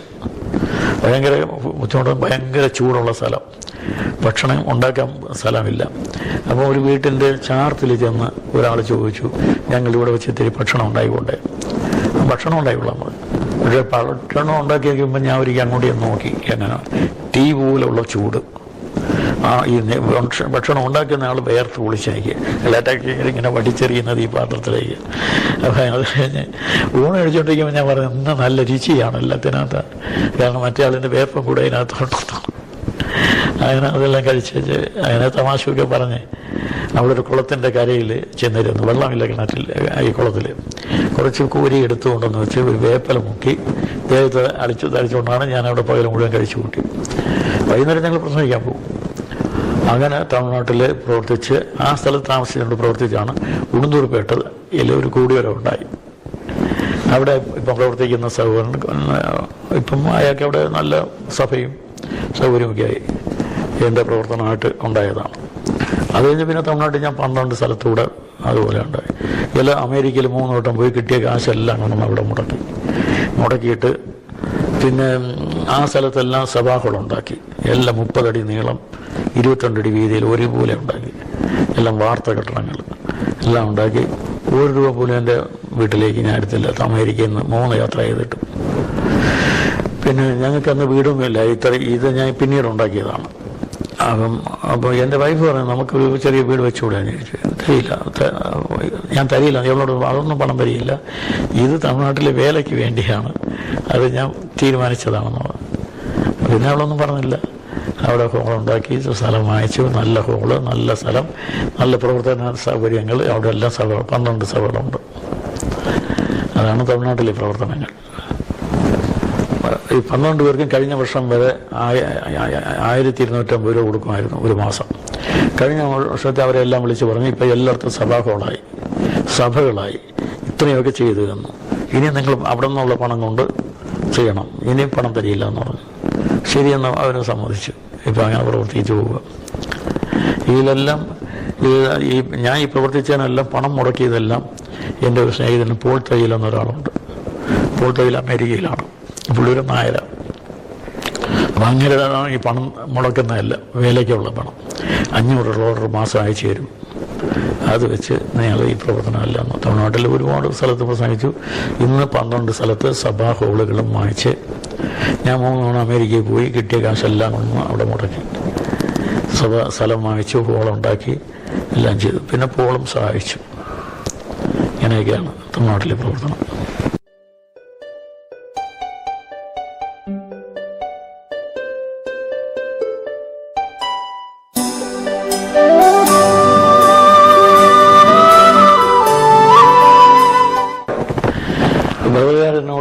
കുറച്ചുകൂടെ സഹകരിച്ചിരുന്നെങ്കിൽ ഇതിനേക്കാൾ കൂടുതൽ പ്രവർത്തിക്കാമായിരുന്നു, കുറച്ചുകൂടെ സഭകളും ഉണ്ടാകുമായിരുന്നു. പക്ഷേ ആദ്യം മുതൽ എന്നെ തഴയുകയും എന്നെ കൺവെൻഷൻ പ്രസംഗത്തിന് വിളിക്കരുതെന്ന് പറയുകയും ഒക്കെ ചെയ്തിട്ടുണ്ട്. പിന്നെ അതും കാര്യം നിന്നില്ല, കാരണം എന്നെ കൺവെൻഷൻ പ്രസംഗത്തിന് എവിടെയും വിളിക്കരുതെന്നൊക്കെ പറഞ്ഞെങ്കിലും അത് അധികം നിന്നില്ല. കാരണം ആളുകളത് അവോയ്ഡ് ചെയ്തു, വിളിച്ചുകൊണ്ടിരുന്നു. പിന്നെ അത് കഴിഞ്ഞ് പിന്നെ കുറേ കഴിഞ്ഞപ്പം വളരെ കാര്യമായി എല്ലാവരും. പക്ഷെ അതിൽ എനിക്കൊരു ഖേദമുള്ളത്, ഇവരാദ്യം കുറച്ചുകൂടെ എന്നെ സപ്പോർട്ട് ചെയ്തിരുന്നെങ്കിൽ ഇപ്പം എനിക്ക് 10-12 സഭകൾ തമിഴ്നാട്ടിലുണ്ടെന്ന് പറയുന്നത് ഇവിടെ 2-3 ഉണ്ട്. ഇതിൻ്റെ കൂടെ ഒരു 10 സഭകളെങ്കിലും ഉണ്ടാകുമായിരുന്നു.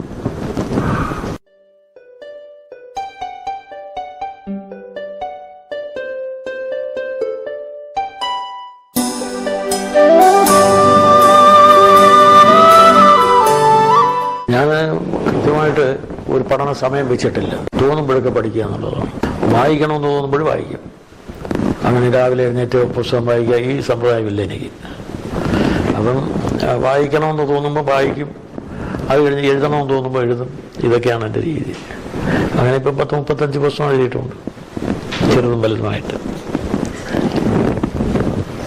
ഭാരതീയ മതസംഗ്രഹമാണ് മറ്റുള്ളവരുടെ ഇടയിൽ സുവിശേഷം അറിയിക്കാനായിട്ട് ഉള്ള പുസ്തകം. പിന്നെ യേശുക്രിസ്തു ചരിത്രവൃക്ഷൻ എന്നൊരു പുസ്തകം. അത് പിന്നെ സുവിശേഷം മറ്റുള്ളവരുടെ അറിയിക്കത്തക്ക അറിവുണ്ടാക്കുന്ന ഒന്നാണ് ഈ തമസ്വമാദ്യോതിക്കുന്നത്.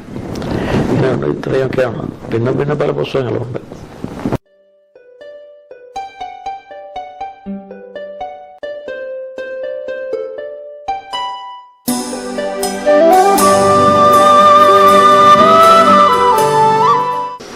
ആയിരത്തി 1971 മെയ് 27-ാം തീയതിയായിരുന്നു ഞങ്ങളുടെ വിവാഹം.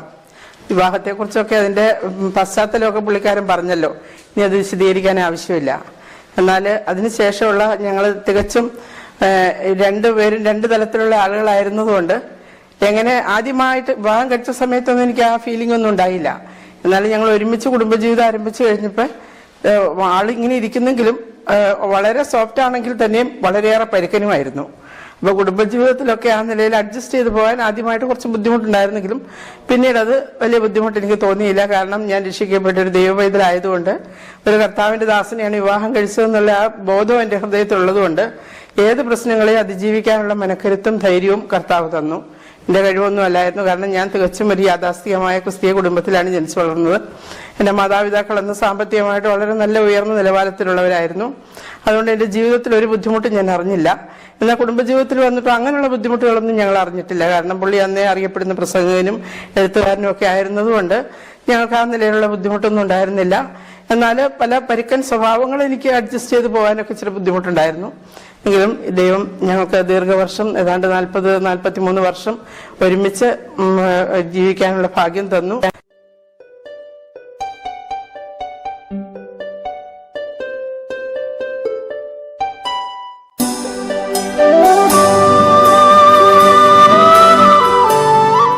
എന്നാൽ എന്നെ സംബന്ധിച്ച് പറഞ്ഞാൽ എല്ലാവരിൽ നിന്നും വളരെ നല്ല സ്നേഹവും വളരെ നല്ല സഹകരണവുമാണ് എനിക്ക് അനുഭവപ്പെട്ടിട്ടുള്ളത്. കാരണം ഞാൻ എൻ്റെ പല പ്രായമുള്ള അമ്മച്ചിമാരൊക്കെ മകളെ പോലെ സ്നേഹിക്കുകയും അതുപോലെ അവരോട് സഹകരിച്ച്, പുള്ളിക്കാരൻ അധികം വീട്ടിലുണ്ടായിരിക്കില്ലല്ലോ. പല സ്ഥലങ്ങളിൽ യോഗങ്ങൾക്കൊക്കെ പോകുമ്പോൾ ഞാൻ തനിച്ചായിരിക്കും വീട്ടിൽ, കുഞ്ഞുങ്ങളും തന്നെയായിരിക്കും. അന്നൊക്കെ എന്നെ സഹായിച്ചിട്ടുള്ള ഞങ്ങൾ ഇരുപേരൂര്, അതുപോലെ തന്നെ പുല്ലാട്, പുനലൂര് ഒക്കെ താമസിച്ച സ്ഥലങ്ങളിൽ അവിടെയൊക്കെ വളരെയേറെ നല്ല സഹകരണമാണ് എനിക്ക് വിശ്വാസികളിൽ നിന്നും അതുപോലെ തന്നെ പ്രായമുള്ള അമ്മച്ചിമാരിൽ നിന്നൊക്കെ എനിക്ക് ലഭിച്ചിട്ടുള്ളത്. എനിക്ക് ആരും ഒന്നും പിന്നെ അതൊക്കെ ഓർക്കുമ്പോൾ വളരെ നന്ദിയോടുകൂടെ മാത്രമേ ഓർക്കാൻ കഴിയുന്നുള്ളൂ. പിന്നീട് ഞങ്ങൾ വയനാട്ടിൽ പോയി കുറച്ച് നാൾ താമസിച്ചു. അവിടെ വെച്ചായിരുന്നു ഞങ്ങൾക്ക് ഒരു സ്വന്തമായിട്ടൊരു വീടും ചുറ്റുപാടും ഒക്കെ ഉണ്ടായത്. വയനാട്ടിൽ ചെന്നാണ്. അവിടെ ഞങ്ങൾ അധികം താമസിച്ചില്ല. ഞങ്ങളുടെ മോനൊരു വയസ്സുള്ളപ്പോഴാണ് ഞങ്ങളവിടെ താമസിക്കുന്നത്. അവിടുന്ന് ഞങ്ങൾ തിരിച്ച് നാട്ടിലേക്ക് തന്നെ പോരുകയും ഇരുപേരൂരാണ് പിന്നീട് ഞങ്ങൾ കുറച്ച് നാൾ അധികം താമസിച്ചത്. അവിടെ വെച്ച് ഞങ്ങൾക്ക് സ്വന്തമായിട്ട് വീടില്ലായിരുന്നു. ഞങ്ങൾ വാടക വീട്ടിലാണ് താമസിച്ചുകൊണ്ടിരുന്നത്. പിന്നീട് ഞങ്ങൾ വയനാട്ടിൽ ഞങ്ങളുടെ വസ്തുവൊക്കെ വിറ്റ് ഈ സ്ഥലത്തേക്ക് വരാനൊരു കാരണം ഉണ്ടായത്. എൻ്റെ അനിയത്തി ഇവിടെ അടുത്താണ്. അപ്പോൾ അവളുടെ അടുത്ത് താമസിക്കണമെന്നുള്ള നിലയിൽ ഞങ്ങളിവിടെ വന്നു. ഈ വസ്തുവൊക്കെ വാങ്ങിച്ചു. ഞങ്ങളിവിടെ താമസം തുടങ്ങി. നല്ലൊരു സഭയാണ് ഞങ്ങൾക്കിവിടെ ഉള്ളത്. ഏറ്റവും സന്തോഷമായിട്ട് പറയാനുള്ളത് ഇവിടുത്തെ സഭ ഞങ്ങളെ വളരെയേറെ സ്നേഹിക്കുകയും, ഈ സഭ ഞങ്ങളുടെ വീടിന് ഏറ്റവും അടുത്തുള്ള, സഭാ ഹാളിന് ഏറ്റവും അടുത്തുള്ള വീടാണ് ഞങ്ങളുടെ വീട്. അങ്ങനെ ഞങ്ങൾക്ക് സഭയോടുള്ള ബന്ധത്തിൽ വളരെ നല്ല അനുഗ്രഹിക്കപ്പെട്ട നിലയിൽ മുൻപോട്ട് പോകാൻ ദൈവം കൃപ ചെയ്തുകൊണ്ടിരിക്കുന്നു. പിന്നെ പുള്ളി പറഞ്ഞ പോലെ വിദേശ യാത്രകൾ 3 ചെയ്തപ്പോൾ 3ാമത്തെ യാത്രയിൽ ഞങ്ങൾ ഒരുമിച്ചായിരുന്നു പോയത്. അവിടെ ചെന്നപ്പോഴാണെങ്കിലും വളരെ നല്ല ശുശ്രൂഷകൾ ഞങ്ങൾ പ്രതീക്ഷിച്ചതിനേക്കാൾ കൂടുതൽ ബ്രദറുകാര് പുള്ളിയൊക്കെ അത്ര സ്നേഹം ഉണ്ടായിരുന്നില്ല എന്നൊക്കെ പറയുന്നതിനകത്ത് എനിക്ക് അത്ര അഭിപ്രായമില്ല. കാരണം ഞങ്ങൾ വിദേശത്ത് ചെന്നപ്പോഴാണ് ഞങ്ങൾക്കത് മനസ്സിലായത് എത്രമാത്രം ഞങ്ങളെ ആളുകൾ സ്നേഹിച്ചിരുന്നു എന്നുള്ളത്. കാരണം എത്രയോ സുവിശേഷകന്മാർ ആ സമയത്ത് അവിടെ ഉണ്ടായിരുന്നെങ്കിലും ഏതാണ്ട് 22 സുവിശേഷകന്മാർ ഞങ്ങൾ ഒടുവിൽ ചെന്നപ്പോഴവിടെ ഉണ്ടായിരുന്നു. 2006 ഞങ്ങൾ പോയത്. ആ സമയത്ത് ഞങ്ങൾ തിരിച്ചു പോരുന്ന സമയത്ത് ഞങ്ങൾക്കൊരു വലിയ ഫെയർവെൽ മീറ്റിംഗ് നടത്തിയാണ് അവർ വിട്ടത്. അന്ന് സഹോദരൻ ഐസക് മണ്ണൂര് പറഞ്ഞൊരു കാര്യം ഞാൻ ഇപ്പോഴും ഓർക്കുകയാണ്. അദ്ദേഹം പറഞ്ഞു, ഈ 22 സുവിശേഷകന്മാർ ഈ സ്ഥലത്ത് വന്നിട്ട് ഏറ്റവും കൂടുതൽ ഒരു ഫെയർവെൽ മീറ്റിംഗ് നടത്തി ഏറ്റവും കൂടുതൽ ആളുകൾ ആദരിച്ചൊരു വ്യക്തിയാണ് തിരുവട്ടാർ കൃഷ്ണൻകുട്ടി. അദ്ദേഹം കുടുംബമായിട്ട് വന്നതിൽ ഞങ്ങൾക്ക് വളരെ സന്തോഷമുണ്ടെന്ന് പറഞ്ഞ് വളരെയേറെ അപ്രിഷ്യേറ്റ് ചെയ്താണ് താൻ ഞങ്ങളോട് അന്ന് സംസാരിച്ചത്. അപ്പോൾ തീർച്ചയായിട്ടും ബ്രദറൻകാരായ സഹോദരന്മാര് ഞങ്ങളോട് ഒരു വശത്ത് എന്തെങ്കിലുമൊക്കെ ബലഹീനതകളൊക്കെ ഉണ്ടായിരുന്നെങ്കിലും ഇത്രമാത്രം സ്നേഹിച്ചിട്ടുള്ള സഹോദരന്മാർ മറ്റാരും തന്നെ ഇല്ല എന്നാണ് എനിക്ക് പറയാനുള്ളത്. എൻ്റെ അനുഭവത്തിൽ എനിക്കതാണ് മനസ്സിലാക്കിയത്. അവരെന്തെങ്കിലും പറഞ്ഞിട്ടുണ്ടെങ്കിൽ പുള്ളി വിമർശിക്കും. ആ വിമർശിക്കുമ്പോൾ അത് മറ്റുള്ളവർക്ക് അത് വിഷമം തോന്നിയിട്ട് ആരെങ്കിലും എന്തെങ്കിലും പറഞ്ഞിട്ടുള്ളതെന്നല്ലാതെ ഒരിക്കലും ഞങ്ങളോട് ആർക്കും സ്നേഹമില്ലാതെ വന്നിട്ടില്ല. വളരെയേറെ സ്നേഹിക്കുകയും മാത്രമല്ല ഞങ്ങളുടെ ശുശ്രൂഷകളിലെല്ലാം സഹകരിക്കുകയും ഇത്രത്തോളം ഉയർച്ചയും വളർച്ചയും ഒക്കെ ഉണ്ടാകാനുള്ള കാരണം ദൈവമക്കളുടെ പ്രാർത്ഥനയും അവരുടെ ഉദാരമായ കൂട്ടായ്മയും ഒക്കെ ആയിരുന്നു എന്നുള്ളതിന് യാതൊരു സംശയവുമില്ല. അതുകൊണ്ട് എനിക്ക് നന്ദിയോടുകൂടെ മാത്രമേ ഈ കാര്യങ്ങൾ സ്മരിക്കാനായിട്ട് കഴിയുള്ളൂ.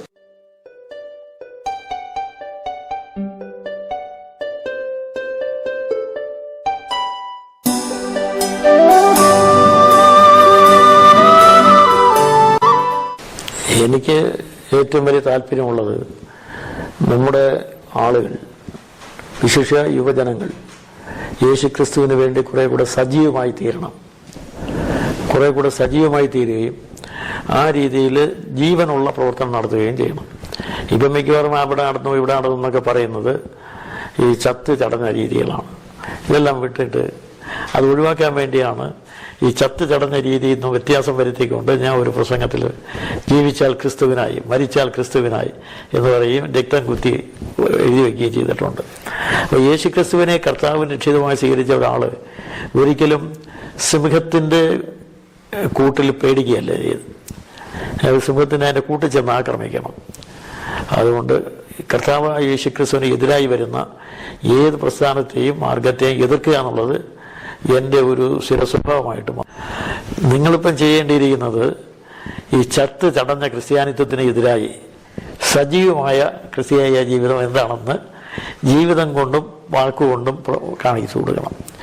യേശുക്രിസ്തുവിനെ പ്രസംഗിച്ചാൽ ക്രിസ്തുവിനെ എങ്ങനെ നമ്മൾ യഹൂദ ഗോത്രത്തിൻ്റെ സിംഹമെന്ന് വിളിക്കുന്നുവോ ആ സിംഹത്തിൻ്റെ കുട്ടികളായിട്ട് വേണം നിങ്ങൾ ശോഭിക്കാൻ.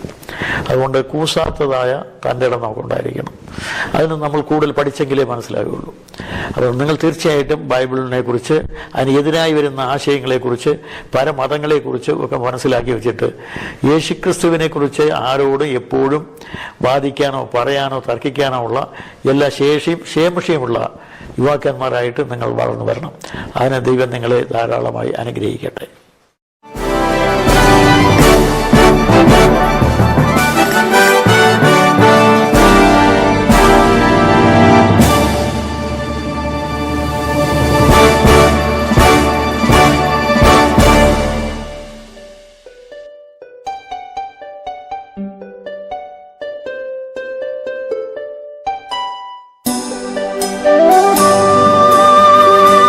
യഹൂദന്മാർ ശവമടക്കുന്ന മര്യാദ പ്രകാരം യഹൂദന്മാർ ശവമടക്കൽ എന്ന് പറഞ്ഞാൽ ഒരുതരം എംബാം ചെയ്യലാണ്.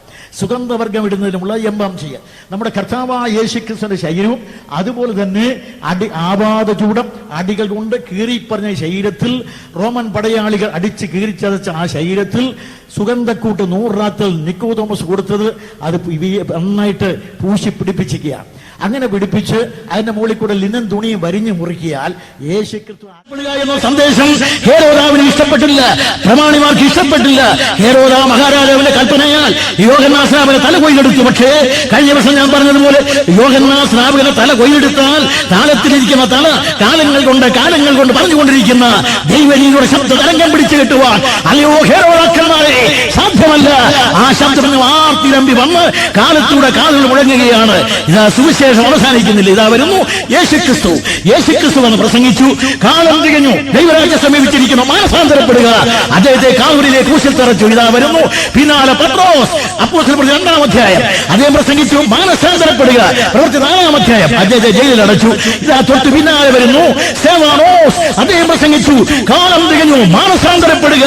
അദ്ദേഹത്തെ കല്ലെറിഞ്ഞു കൊന്നു. ഇതാ വരുന്നു പൗലോസ്, കല്ലെറിയുവാൻ സമ്മതം കൊടുത്ത ശൗൽ വന്ന് പ്രസംഗിക്കുകയാണ്. എന്ന് പറയാൻ നീ കല്ലെറിഞ്ഞാൽ നിന്നെ കല്ലെറിയുവാൻ സമ്മതം തന്നവരെ കൊണ്ട് പ്രസംഗിപ്പിക്കും.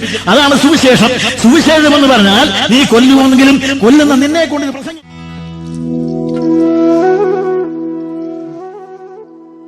ഏകരക്ഷിതാവായ യേശുക്രിസ്തുവിനെ ആർക്കേക്ക് ആദ്യമായി പരിചയപ്പെടുത്തിയ യേശുദാസൻ എന്ന വ്യക്തിയെയും പിന്നീട് ആർക്കയുടെ സഹപ്രവർത്തകനായി മാറിയ വിഘ്നേശ്വരനെ തേടി ഞങ്ങൾ തിരുവട്ടാർ എന്ന കൊച്ചു ഗ്രാമത്തെ ലക്ഷ്യമാക്കി യാത്ര ആരംഭിച്ചു.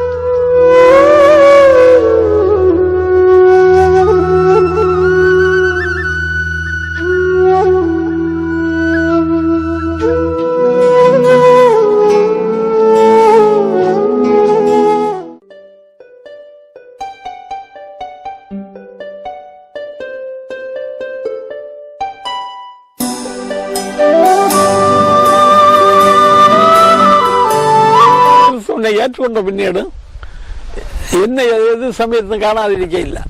രാത്രി കുറച്ചു നേരം പിരിഞ്ഞിരിക്കാം, പല ഊരെ നമ്മൾ സന്ധിച്ച് പറഞ്ഞുകൊണ്ടേയിരിക്കാം കാര്യങ്ങൾ. അവൾ അത്ര വലിയ സ്നേഹമായിരിക്കും. ആ മനുഷ്യൻ ജനങ്ങളോട് നല്ല സ്നേഹമായിരിക്കാം, എല്ലാവരോടും. ജനങ്ങൾക്കും കൃഷ്ണൻകുട്ടിയെ പറ്റി നല്ല സ്നേഹമായിരിക്കാം. പിന്നെ അയാൾ അന്ന് പൈസ ഉണ്ടായിരുന്നാലും കിട്ടുന്ന പൈസ എല്ലാവർക്കായിട്ട് ഉത്തരവ് കൊടുത്ത് എല്ലാവർക്കും കൊടുക്കും. വച്ചുപിടിക്കൊന്നുമില്ല മറ്റുള്ളവർക്ക്, പാവങ്ങൾക്കൊക്കെ. ഇങ്ങനെ നല്ല അഭിപ്രായമുള്ള ഒരു മനുഷ്യനായിരുന്നു.